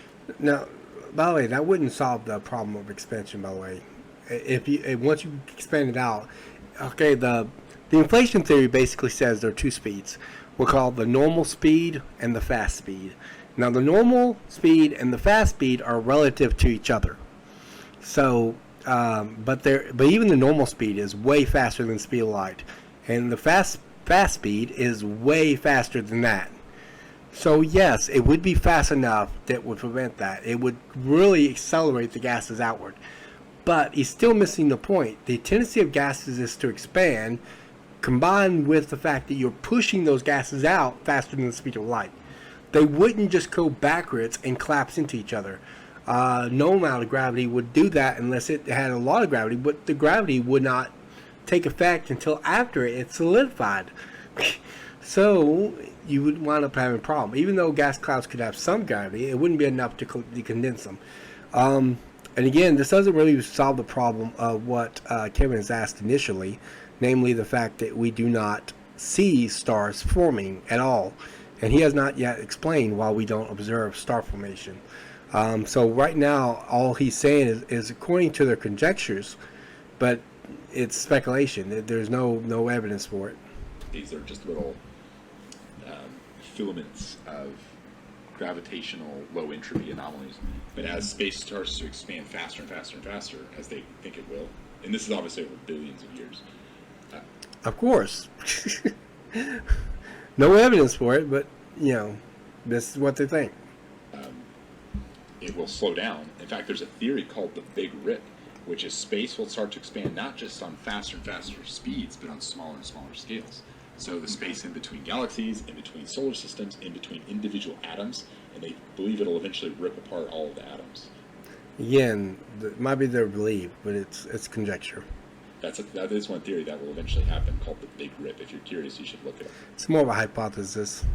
It's really kind of fascinating, but the timeline on that is estimated to be some unknown, who knows, even trillions of years, like a long time in the future. Okay. So back to billions of years, let's just get closer to home on that. What about the moon's orbit around the Earth? It's getting further away every year, right? This is what I brought up a minute ago. Yes. So the you moon get is into interesting. billions of years of it orbiting the Earth, and it's still in orbit. So I find it hard to believe. Here's the best theory we have on the moon, science-wise. Okay. He says he found it that hard to believe, just to kind of point at reference. I'm only pointing out errors that both. I'm pointing out errors that both of them makes. I think Aaron makes far more problems with this position than Kevin does. I think Kevin has got some good stuff that he's bringing up, and I like a lot of the stuff he's bringing up. But he does make some errors from time to time, and this is one of the errors. The fact that he can't believe it, that's actually called argument from incredulity, which is a fallacy in logic. The fact that he can't believe it would not necessarily make something not true. But Hard to believe. Here's the best. Being further away every year, right? Yes. So okay, yeah, the moon argument. He's saying that the moon is getting further and further away. He said that, and that's completely a fact, by the way. And he's saying, the moon can't stay within orbit, which is true. It can't. He probably shouldn't have used the term, I can't believe that it was staying in orbit. I think it'd be more accurate to say, why is the moon still there after millions and millions of years? It shouldn't be there. We would already lost the moon, assuming the moon started at a safe distance from Earth. Now, even if you don't assume it started at a safe distance from Earth, if you take it from its current position and bring it all the way back in a million years, it would be almost touching the Earth. I mean, it would be touching the Earth in a million years. So 4.5 billion years? No. We would have already lost the moon, and therefore, and you can't get the moon and Earth too close together, or you got tidal forces that would have ripped the moon apart. Because the moon's gravity is what controls our tides. We were looking at the world being flooded over twice a day. Talk about a global flood. They believe in 2 global floods. It'll happen every day, because if the moon was closer, in that it would cause that. That's called the inverse square law and that sort of thing. And he didn't get into all that, but essentially, you'd have lots of problems if the moon was any closer than safe limits to begin with, and so you can only get the moon so close to the Earth. So assuming it starts out at safe distance, we still lose the moon. Even if it started out unsafe distance, we would have still lost the moon. But if you assume the later, then you wind up all kinds of problems getting the moon too close to the Earth. In fact, the Earth's position, or the moon's position from the Earth, is what Frank Turek and Norman Geisler, in their book I Don't Have Enough Faith to Be an Atheist, both of which are old Earth creationists, they consider that an anthropic principle, that God created the moon just right from the planet Earth in order to prevent all kinds of issues that could have occurred if the moon was much closer than it is. We get into this billions of years of it orbiting the Earth, and it's still in orbit. So I find it hard to believe. Here's the best theory we have on the moon, science-wise. Okay. So the way a star forms is, do you know what a nebula is? Have you seen the Pillars of Creation picture where you have these large space clouds? So nebula are mostly comprised of hydrogen, which is the simplest and smallest. Which is what they say was at the beginning was hydrogen in the Big Bang Theory, right? Yeah. So what they're basically saying is hydrogen created all our elements, which is another thing. So I'm actually about. Here's the explanation, and that's another cool thing of verification, because with the Big Bang Theory, it predicts that there should be an abundance of hydrogen in the early universe, and we looked out in the universe and we saw hydrogen was easily the most abundant element. So here was the theory, and this is actually pretty, we're talking 20. This is actually the fallacy of affirming the consequent, but we won't cover that at this point. But that wouldn't really verify the Big Bang Theory necessarily, because there's a lot of stuff that's claimed by the Big Bang Theory that's not adding up to known data, including the fact that everything in the universe is uniform in terms of temperature. The temperature is the same everywhere you point the radio telescope and measure the temperature, in the CMB. And this is completely unrelated to what is predicted by the Big Bang model. That's the reason why they came up with the inflation theory in the first place, is trying to account for the horizon problem, try and get light from point A to point B across the known space, because it was not enough time in the universe to get that, in order to try to even out the temperatures. Because these points would not have been touching in the past, and so they try to come up with the inflation theory to try to explain that. 20th century, I think so. But the theory. Now, I'm curious though, how does this explain why we have the moon, or more specifically, why the moon is leaving us? I mean, none of that really accounts for that, so I'm not exactly sure where Aaron is going with this, but we'll see. Is that these large, simple chemicals, hydrogen, on these large enough nebulas were so big and so massive that it slowly, obviously over long periods of time from our time scale, start to collapse under gravity. And due to the geometry of the way gravity works at a central point, that starts to rotate, called an accretion disk. So you have this kind of rotating massive cloud, and try to speed the timeline up in your mind. So obviously it would look frozen to us, but it's moving over a long period of time. And it starts to collapse, and gravity will crush hydrogen so densely that eventually the two hydrogen atoms fuse like this. It becomes helium, which has 2 protons. So 2 hydrogen protons become 1 helium proton. This is called nuclear fusion, which is how we make our hydrogen bombs. That's what it's called. And when you fuse 2 hydrogen protons, the mass of the 2 hydrogen protons, the sum of their mass, is less than the mass of the helium proton. And that extra mass flies out as energy, and that's what a nuclear explosion is. Okay, how is any of this relevant to the moon leaving us? I don't know. Maybe he's trying to explain how elements came about, but there's all kinds of issues involved in that. But I think that Kevin might look at some of them. But either way, Kevin originally asked about moon leaving the Earth, and now they're on this particular topic matter. Makes no sense. But think of this on a much, much larger scale. A bunch of hydrogen atoms collapsing under gravity and exploding into so the sun is a giant nuclear bomb. But the reason it stays contained... Technically, it's usually described as a giant hydrogen bomb. It's mostly made out of hydrogen. It's because it is so big that it's also recollapsing on itself under gravity. So you have an explosion and collapsion, lock horns, and that's why you have a ball. And that's what...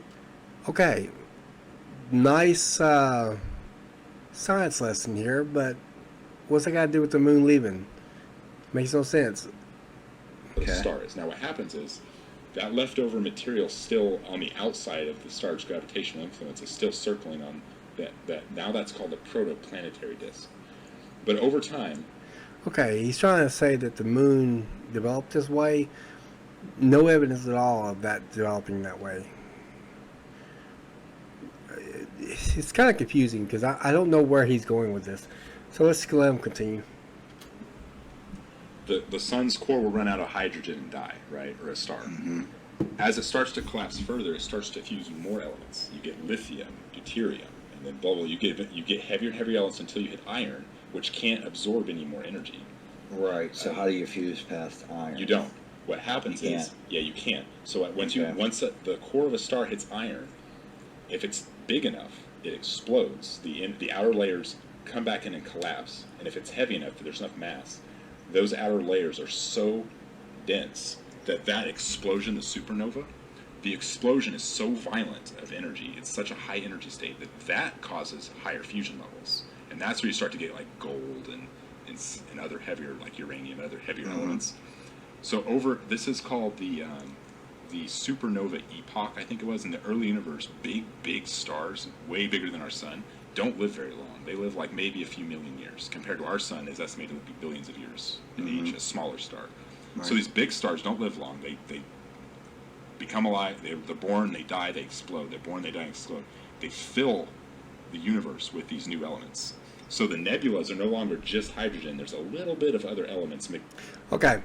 He seems to be suggesting why stars and radiometric material could spread around, but that doesn't really answer the initial questions that Kevin asked. They kind of got onto a complete different subject matter, and he just kind of avoided the issue of even explaining why the moon's still there. So they got caught up on a different issue, I guess. I don't know if he's going to come back to that on the moon or not. I'm hoping he does. We'll be ending this video pretty soon, so I'm hoping that he comes back to the moon argument soon. But in any given case, that doesn't explain why the first stars formed. You don't have the first stars would have been formed out of helium. You'd have to, and technically speaking, if you have to have heavier elements, and me and Dr. Jason Lau talked about this too. Please, they're talking about a lot of stuff on the Big Bang Theory. I've got a link for the Big Bang Theory in the description box below. Please read that. I've included that link in every single one of these parts because they do in the actual full video. I know I edited to some of it sometimes because it's not really that relevant to the subject matter of evolution, but But me and Dr. Jason Lau is an astrophysicist, and we actually did have a discussion over this, and we talked about less star formation, things like that. And you would wind up needing stars to form stars. You wind up having to need heavier elements, because dust is actually made out of heavy elements. You wind up needing dust. We don't actually have the first stars at all that we can observe, because those are called population 3 stars. We don't have population 3 stars. We've never been able to observe population 3 stars. That would be the stars that would form only from lighter elements. All stars and all nebulas, all nebulae, or nebulas, yeah, nebulas, all nebulas, and I guess, I don't know if it's, hey Google, is nebula plural? On the website dictionary.com, they say nebula, noun, plural nebulae, nebulas, astronomy. Hey Google, define nebula. According to Wikipedia, a nebula is a distinct luminescent part of interstellar medium, which can consist of ionized, neutral, or molecular hydrogen and also cosmic dust. Nebulae are often star-forming regions, such as in the Pillars of Creation in the Eagle Nebula. So nebula or nebulae. You don't. The nebulas only produce heavier and lighter elements. You don't have just lighter elements ever produced by nebula. And so he says, he talks about these big stars. Interesting enough, he may be implying blue stars, because those are massive stars. They're considered to be very young, relative to the older perspective, of course, which is about the upper limit of 2 million years. They can't last longer than that, but yet there's an abundance of blue stars across our universe. I mean, it's wild. It's crazy. There's a lot of blue stars in our universe. This is what we would expect. We would expect abundance of blue and red stars. Red stars are being the older stars, and we would expect that in a young universe, both the blue and the red stars being in existence. In an old universe, if it's billions of years old, we expect the red star. So you have to come up with some kind of ad hoc explanation to say stars are forming faster than what we think. So yeah, but in any case, let's see where he's going with this. Mixed in there. So when our sun formed, it's much later in the universe's timeline. It's billions of years later, like 4 billion years, I think, later. Or no, it's like 10 billion years later. The sun formed out of. Oh, go ahead. That just it brought a thought to mind. I'm not an astronomer or anything, but speaking of the red giants or the supernovas, isn't there some kind of measurement where they say one appears about every 300 years? But we only have enough supergiants to go 10,000 years. Well, so I don't remember. I'm trying to think what that theory was. Yeah, I know what you're talking about. I don't remember if your numbers are right. Maybe they are. But a couple things to consider. One, it might be longer than that. It might be several thousand years. Another thing is, even if it's every 300 years, let's say if it occurs like 2/3 the way over the Milky Way, that's going to take hundreds of thousands of years for the light to get here. That assumes that light is traveling the normal way. That assumes the round trip to speed of light. I'm not going to go into this at this point in time, because I am planning on doing an entire video with Dr. Jason Lau. But the one-way speed of light is actually something that is not measured, and we only need the light to travel one way to us. And it also assumes the rigidity of time in the passage of light, which we know is actually not true. Time does not pass like normal, like it does here on Earth. It passes differently in space and at the speed of light. And this is something we discovered through relativity and things like that. And when relativity is properly understood, the so-called distant starlight problem is really not a problem at all. But in any given case, he's assuming a convention called the it's sometimes referred to as the Einstein synchrony convention, but it's also called the isotropic synchrony convention. The idea that if we're looking back at the stars in distance, that we're looking back in time, further back in time, and that's an assumption. That's the convention. But another convention is what's called the anisotropic synchrony convention, the ASC model, and this is one that's proposed by Dr. Jason Lau for the so-called distant starlight problem. because we cannot actually measure the one-way speed of light. In fact, you'd get a Nobel Peace Prize if you could measure the one-way speed of light. We don't have the one-way speed of light able to be measured. And so I would recommend, whenever I get that video with Dr. Jason Wilder, watching that video. I don't have one yet, but whenever I get that, by all means, make sure you subscribe to my channel, like the videos, get notification bell, hit the notification bell, so you can be notified of all future videos, because that's probably coming as far as that goes. But he's assuming the isotropic synchron convention when he says that. And so the nearest supernova-prone star is Betelgeuse. It's in the Orion constellation. It's ready to die, right? It's maybe, they predict maybe it has 1 million years left, which is not very long over stellar time. But it's 650-something light years away. So even if it's supernovas today, we're not going to get to see it. That's assuming that that light travels over the course of time, like it would take 1 million years for light to get here. Does he know that? No. He's assuming the round trip speed of light. He's assuming the constancy of speed of light, which I think the speed of light probably is the same, but the one-way speed of light is something that we have never been able to measure. And so the one-way speed of light is always stipulated. It's never demonstrated. You can't demonstrate, what the one-way speed of light is. And so it is something stipulated. It's something that Einstein said was to our choosing. We get to choose the one-way speed of light. And so it's possible that the one-way speed of light could be instantly. What some people think is that that speed of light travels half distance here.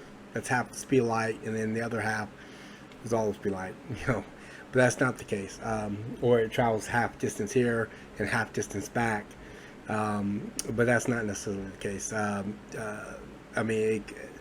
That's always a possibility of it. But the one-way speed of light could have been that it could be instantaneously here, and it could have slowly traveled back that distance.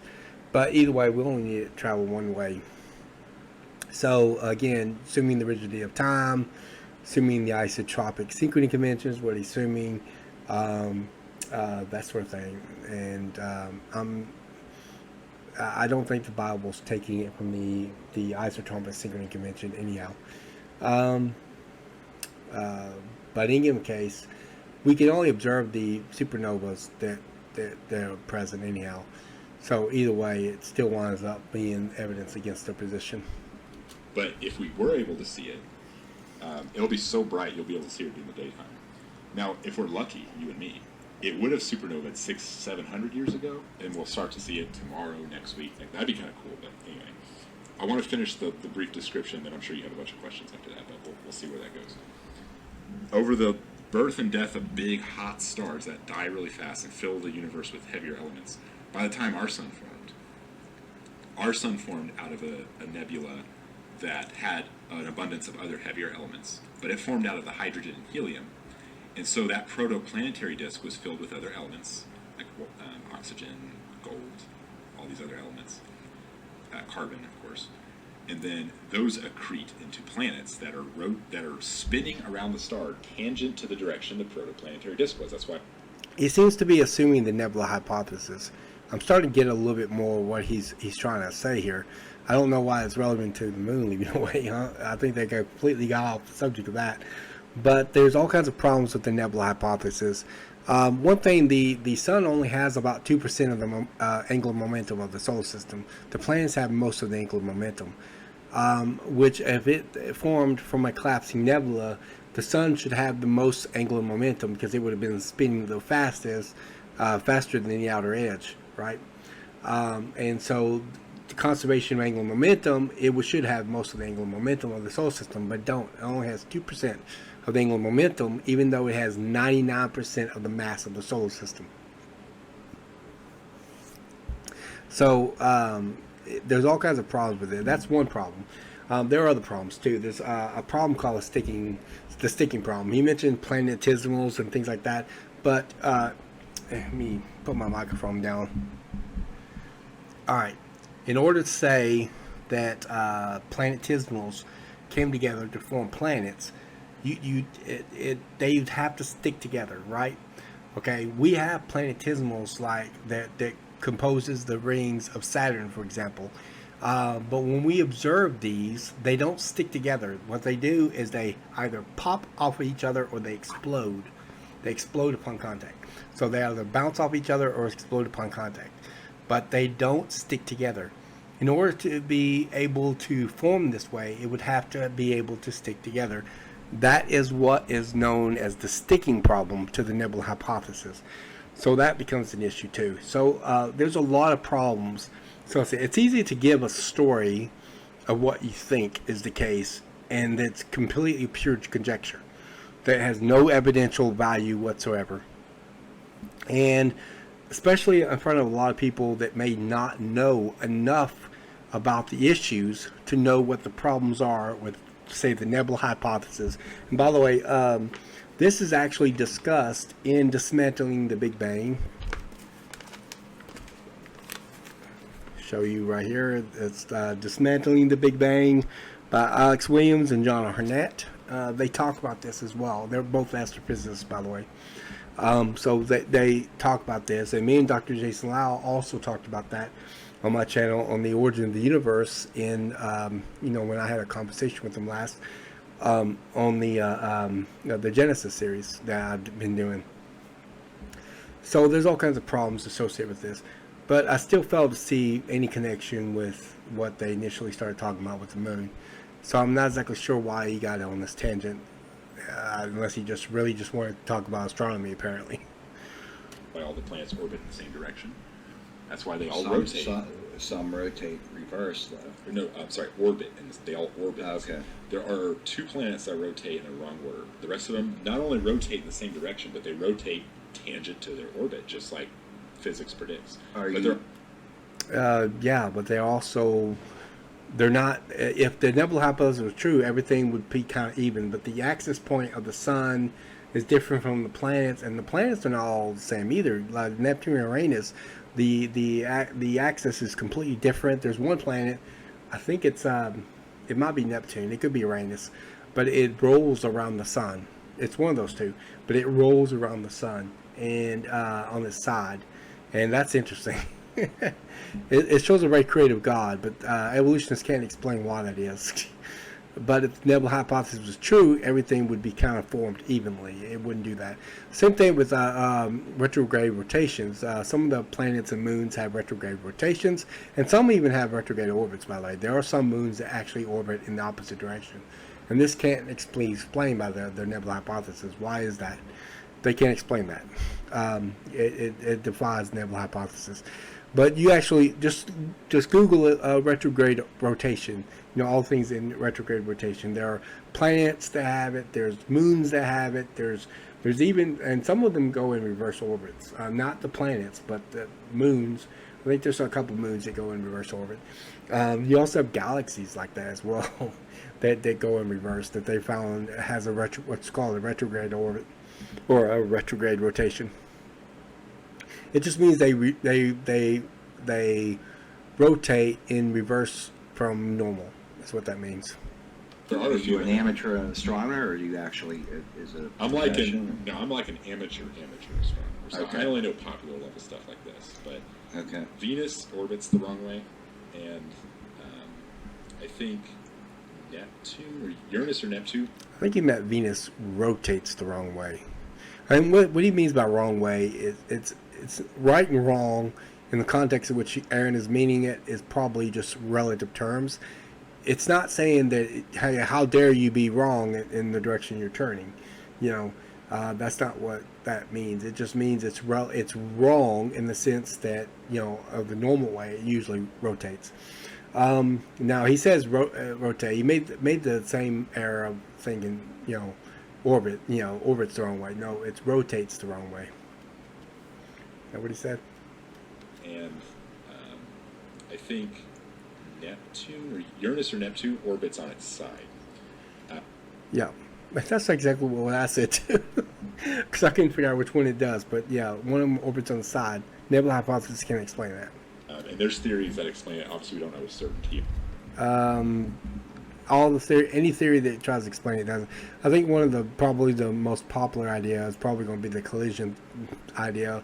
Where a massive body hit it, but in order to knock it on its side like that permanently, it would have to be a big enough. It would have been the size of the moon or bigger than that maybe, in order to cause that, and it would cause physical damage enough where we can actually observe it today that it's caused that, because it would still be there, and so we would actually still be able to see evidence of it if that happened like that.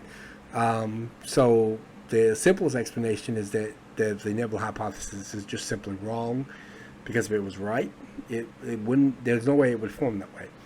And so what the people who believe in the Nebula Hypothesis says that, it didn't form that way, maybe something collided with it. No evidence of it colliding with it, so it's ad hoc. Here, that much precision, but there are some theories. But you asked about the moon. Now, after about 50 minutes of talking about something that has nothing to do with the moon, let's talk about the moon now. Oh God, that's wild. All right, let's talk about the moon now. We seem to be talking about 20 other subjects that had nothing to do with the moon, but now let's talk about the moon.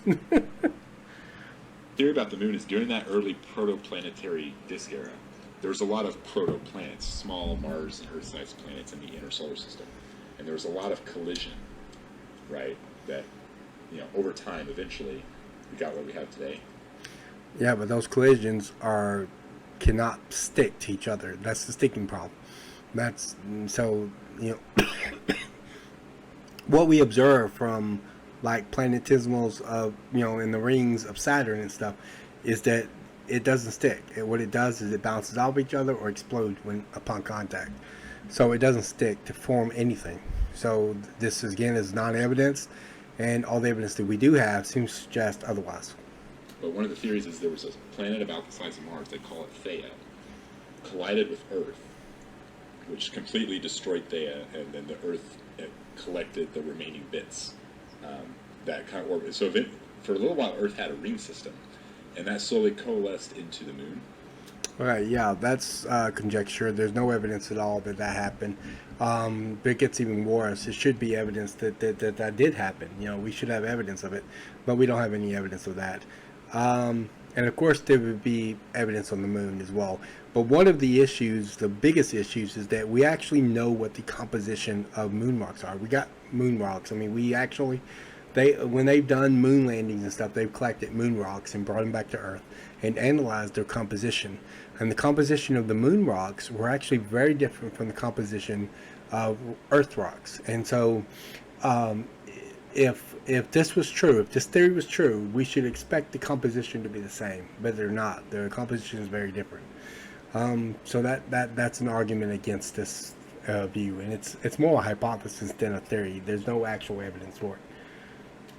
And that's why the moon and the Earth have the same isotopic ratio, because it's made of the same two bodies. It doesn't have the same composition. The composition of the moon is different from the composition of the rocks on Earth. But what happens is the moon was theorized to be much closer to Earth and spun, right? So we only see one side of the moon. But the moon does orbit, or rotate rather. But over time, the gravitational influence and their tidal forces, the moon got further and further away until it got tidally locked, which is where we see just one side. But it's still slowly but surely inching away. It's about a couple centimeters every year it moves away. Actually, it's 4 centimeters a year, 2 inches per year. So it's 2 inches, and it's like 1 inch is like 2 centimeters.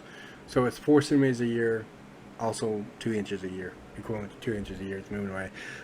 What about this view that it's tidal locked? I don't know why that old Earth creationists like bringing up the tidal lock thing, and it's not just them; it's evolutionists and things like that like to bring it up too, and theistic evolutionists, and that has absolutely zero to do with the moon moving away.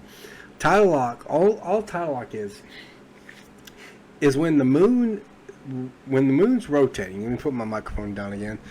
I've got to use both of my hands here.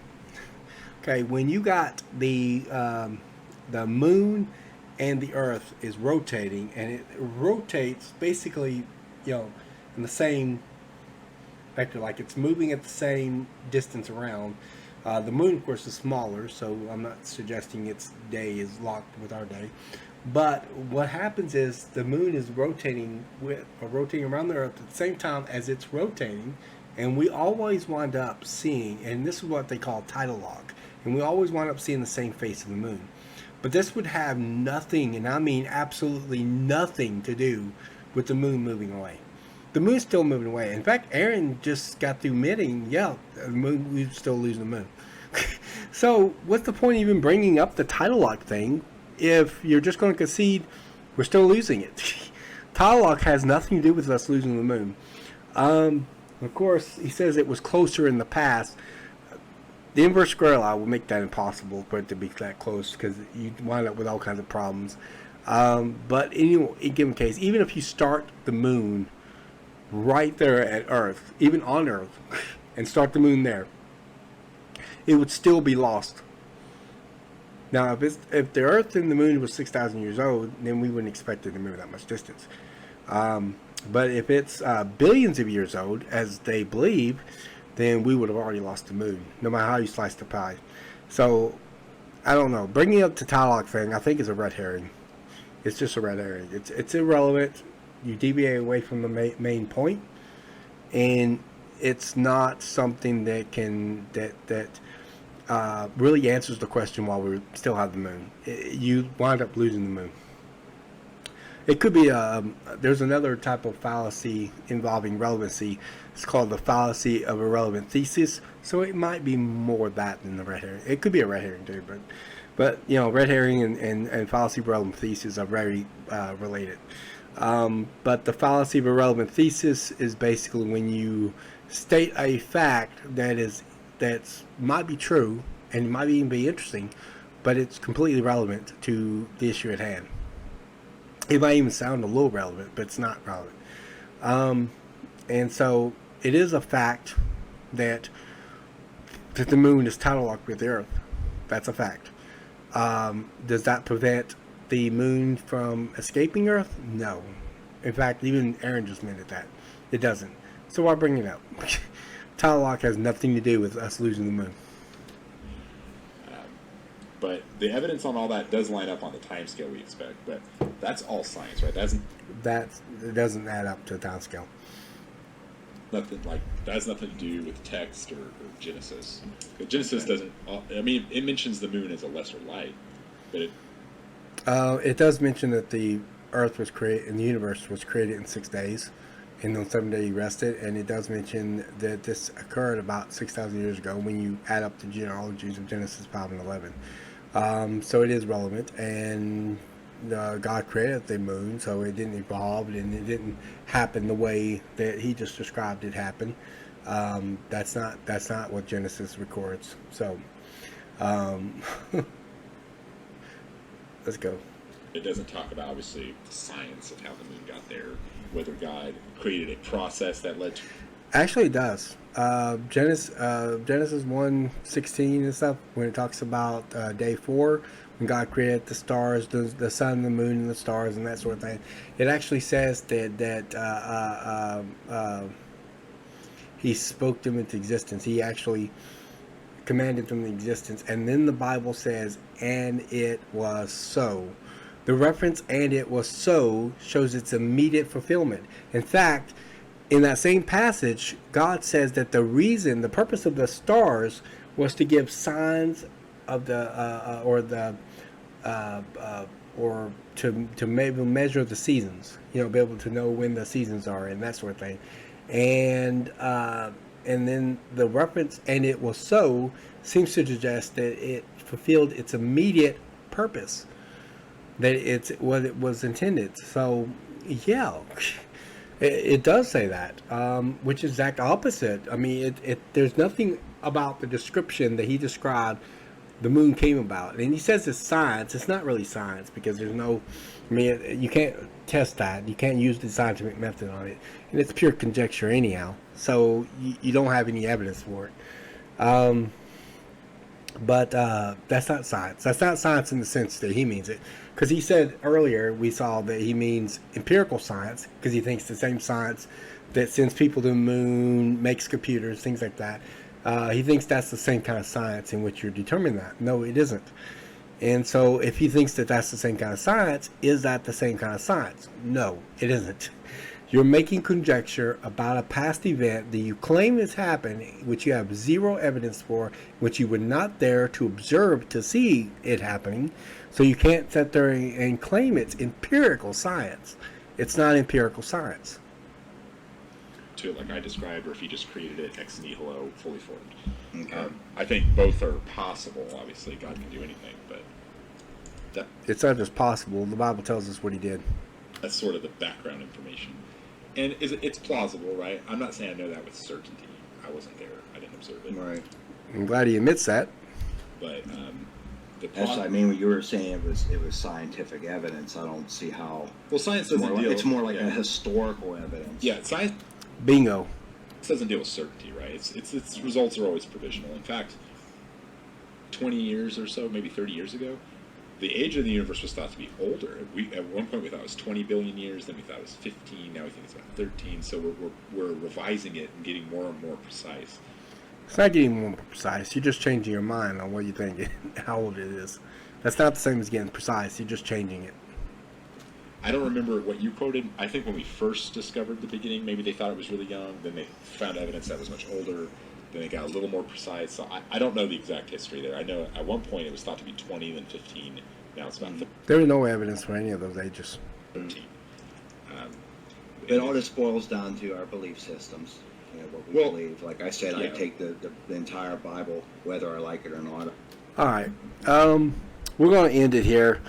I've already said all the really juicy stuff in there. I don't think they're going to have anything else in their arguments. If I do find something else in their arguments, maybe I'll decide whether I want to do another video or not. But otherwise, I'm probably going to just end it here because I just don't think that they're going to produce anything productive enough, effective enough that it's going to be a different kind of arguments that Aaron has been arguing from this entire time. I'm not saying that Kevin was entirely, reasonable arguments all the way through. There were some arguments that were not too good, but he also was very on point with the issues a lot of times and was able to bring up some good evidence as well on top of that. So he did a much better job in this debate. But I'm going to cue the closing because I want to go ahead and finish this debate out, and I want to keep on having this discussion. It's about lunchtime right now and I'm getting hungry, so let's cue the closing. Wow. All right, here's my concluding thoughts on the whole video. I like this review that I've done. I've done a 3-part review. I liked every one of them. I've gotten lots of viewers that have seen this, and lots of other people have liked it as well. And so I'm glad that a lot of people like this kind of material. I'm going to be producing more of it in the future, so stay tuned for that. What did I think about the debate as a whole? I didn't really care too much for the debate as a whole, even though I did a debate review because I thought there were certain things that Aaron said that needed to be responded to. But and of course I understand it was an informal debate, so I didn't expect it to be exactly as typical debates, because that's most debates that we see are what they call formal debates, and this was more of an informal one. So we expect it to be more conversational and stuff, but there were times when Aaron would choose like 40 minutes to make a single point, and Kevin didn't interact with it as much. I felt like that Kevin should have probably interacted a little bit more. He brought up some really good issues, Kevin did. He was very on point with the issues in this debate. I thought he was really good at staying on point with it. But he should have came back to a lot of stuff. Like sometimes, like at one point we saw in part 1, Aaron just kind of dismissed the information argument, even though that's fundamental to the issue of evolution. And Kevin just accepted his dismissal. I'm not saying he agreed with him necessarily, but he just didn't come back to it or respond to him, and I think he should have probably come back to it. They seem to be all over the place with topics. That's unusual for debating, because usually you try to debate a topic matter and get very precise with what you're debating.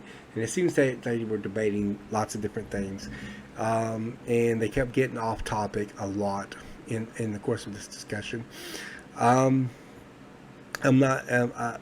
made a lot of fallacies. He conflated categories. He conflated uniformitarianism and uniformity of nature, which are not the same thing. He made a lot of conjectures, claimed it was empirical science. It wasn't. His historical science, he equivocated a lot. And so there was quite a bit of logical fallacies in a lot of his arguments. And he made some factual errors as well, and that sort of thing. And he seemed to be like, they were debating evolution, but he seemed to keep wanting to debate the Big Bang Theory. Although, in spite of the title he put this video as, they weren't actually there to debate the Big Bang Theory. So this kept getting off topic. And I'm not saying Kevin didn't try to get off topic. There was a few times where he kept trying to go back to the flood of Noah and that sort of thing, which is a different debate. But it wasn't as bad as Aaron. Aaron was really going off topic a lot. I mean, he went into a tangent on what he believes on stars and fusion and helium and hydrogen and things like that. They had nothing to do with the moon moving away. Until he finally came back to the moon moving away, which had nothing to do with anything. So, and so he didn't seem to understand the issues very well. Transitional fossils, he kept giving fossils that everyone agrees with. Variations in kind, variations in apes, variations within humans. He agrees that these were humans. He agrees that these were apes. He didn't, but there were no intermediates. And he could not present any transitional fossils. So there was all sorts of problems. I mean, I don't want to rehash all that. You just can watch all three parts of that to see what I said about it. But I didn't really care too much for the debate. I thought that they could have done better. If me and Aaron does decide to go through with a debate, I'm going to try to see if we can get it where it's a much better debate and that we try to stay on topic with the issue at hand. I know it's easy because this is an informal debate to get off topic, but we have to try to stay focused if we can on that one particular topic. We'd be here all day if we're just discussing one particular topic. Kevin won this debate, no doubt. Okay. I know they weren't looking for, who wins and who not. I understand that. That's fine. But Kevin's arguments were better. I'm not saying it was perfect in every respect. I'm not saying I agree with them in every respect. I'm just saying that for the most part, it was better than the ones that Aaron was coming up with. And like I said, Aaron just seems to be wanting to debate the Big Bang Theory a lot, in spite of the fact that this video was supposed to be over evolution. So, I don't know why he kept wanting to go in that direction. But he got, maybe because he said he knew more about it. I thought that Aaron was not familiar with this issue. I mean, he told us twice that this was not something he was well knowledgeable of as far as the theory of evolution. He says he's more knowledgeable in astronomy. He's not very knowledgeable in the subject matter of evolution. And even if he hadn't told us that, it would have showed up in the arguments. I'm not trying to be mean. I'm just a blunt person. I'll just tell you, straight up. I'm not to the point of meanness, but to say that I'm basically being more blunt than what Aaron is. But Aaron basically says the same thing twice in the video, that he wasn't very knowledgeable of the subject. I'm just saying it would show up in his arguments, even if he didn't admit to being too not knowledgeable. He didn't seem to understand the whole argument of biological molecules not lasting more than 10,000 years. He didn't seem to understand that. He thought dinosaurs were found with feathers on it, which is not the case. They were found with collagen. They were not found with feathers. I mean, even if that was the case, it would just be a feathered dinosaur. It wouldn't be a transitional. But we don't have any evidence of a feathered dinosaur. So that was inaccurate. He thought all the radiometric data gave the same results. It don't. He thought that they would give consistent results with rocks of known ages as well, consistent with what we know of their ages, but that's false.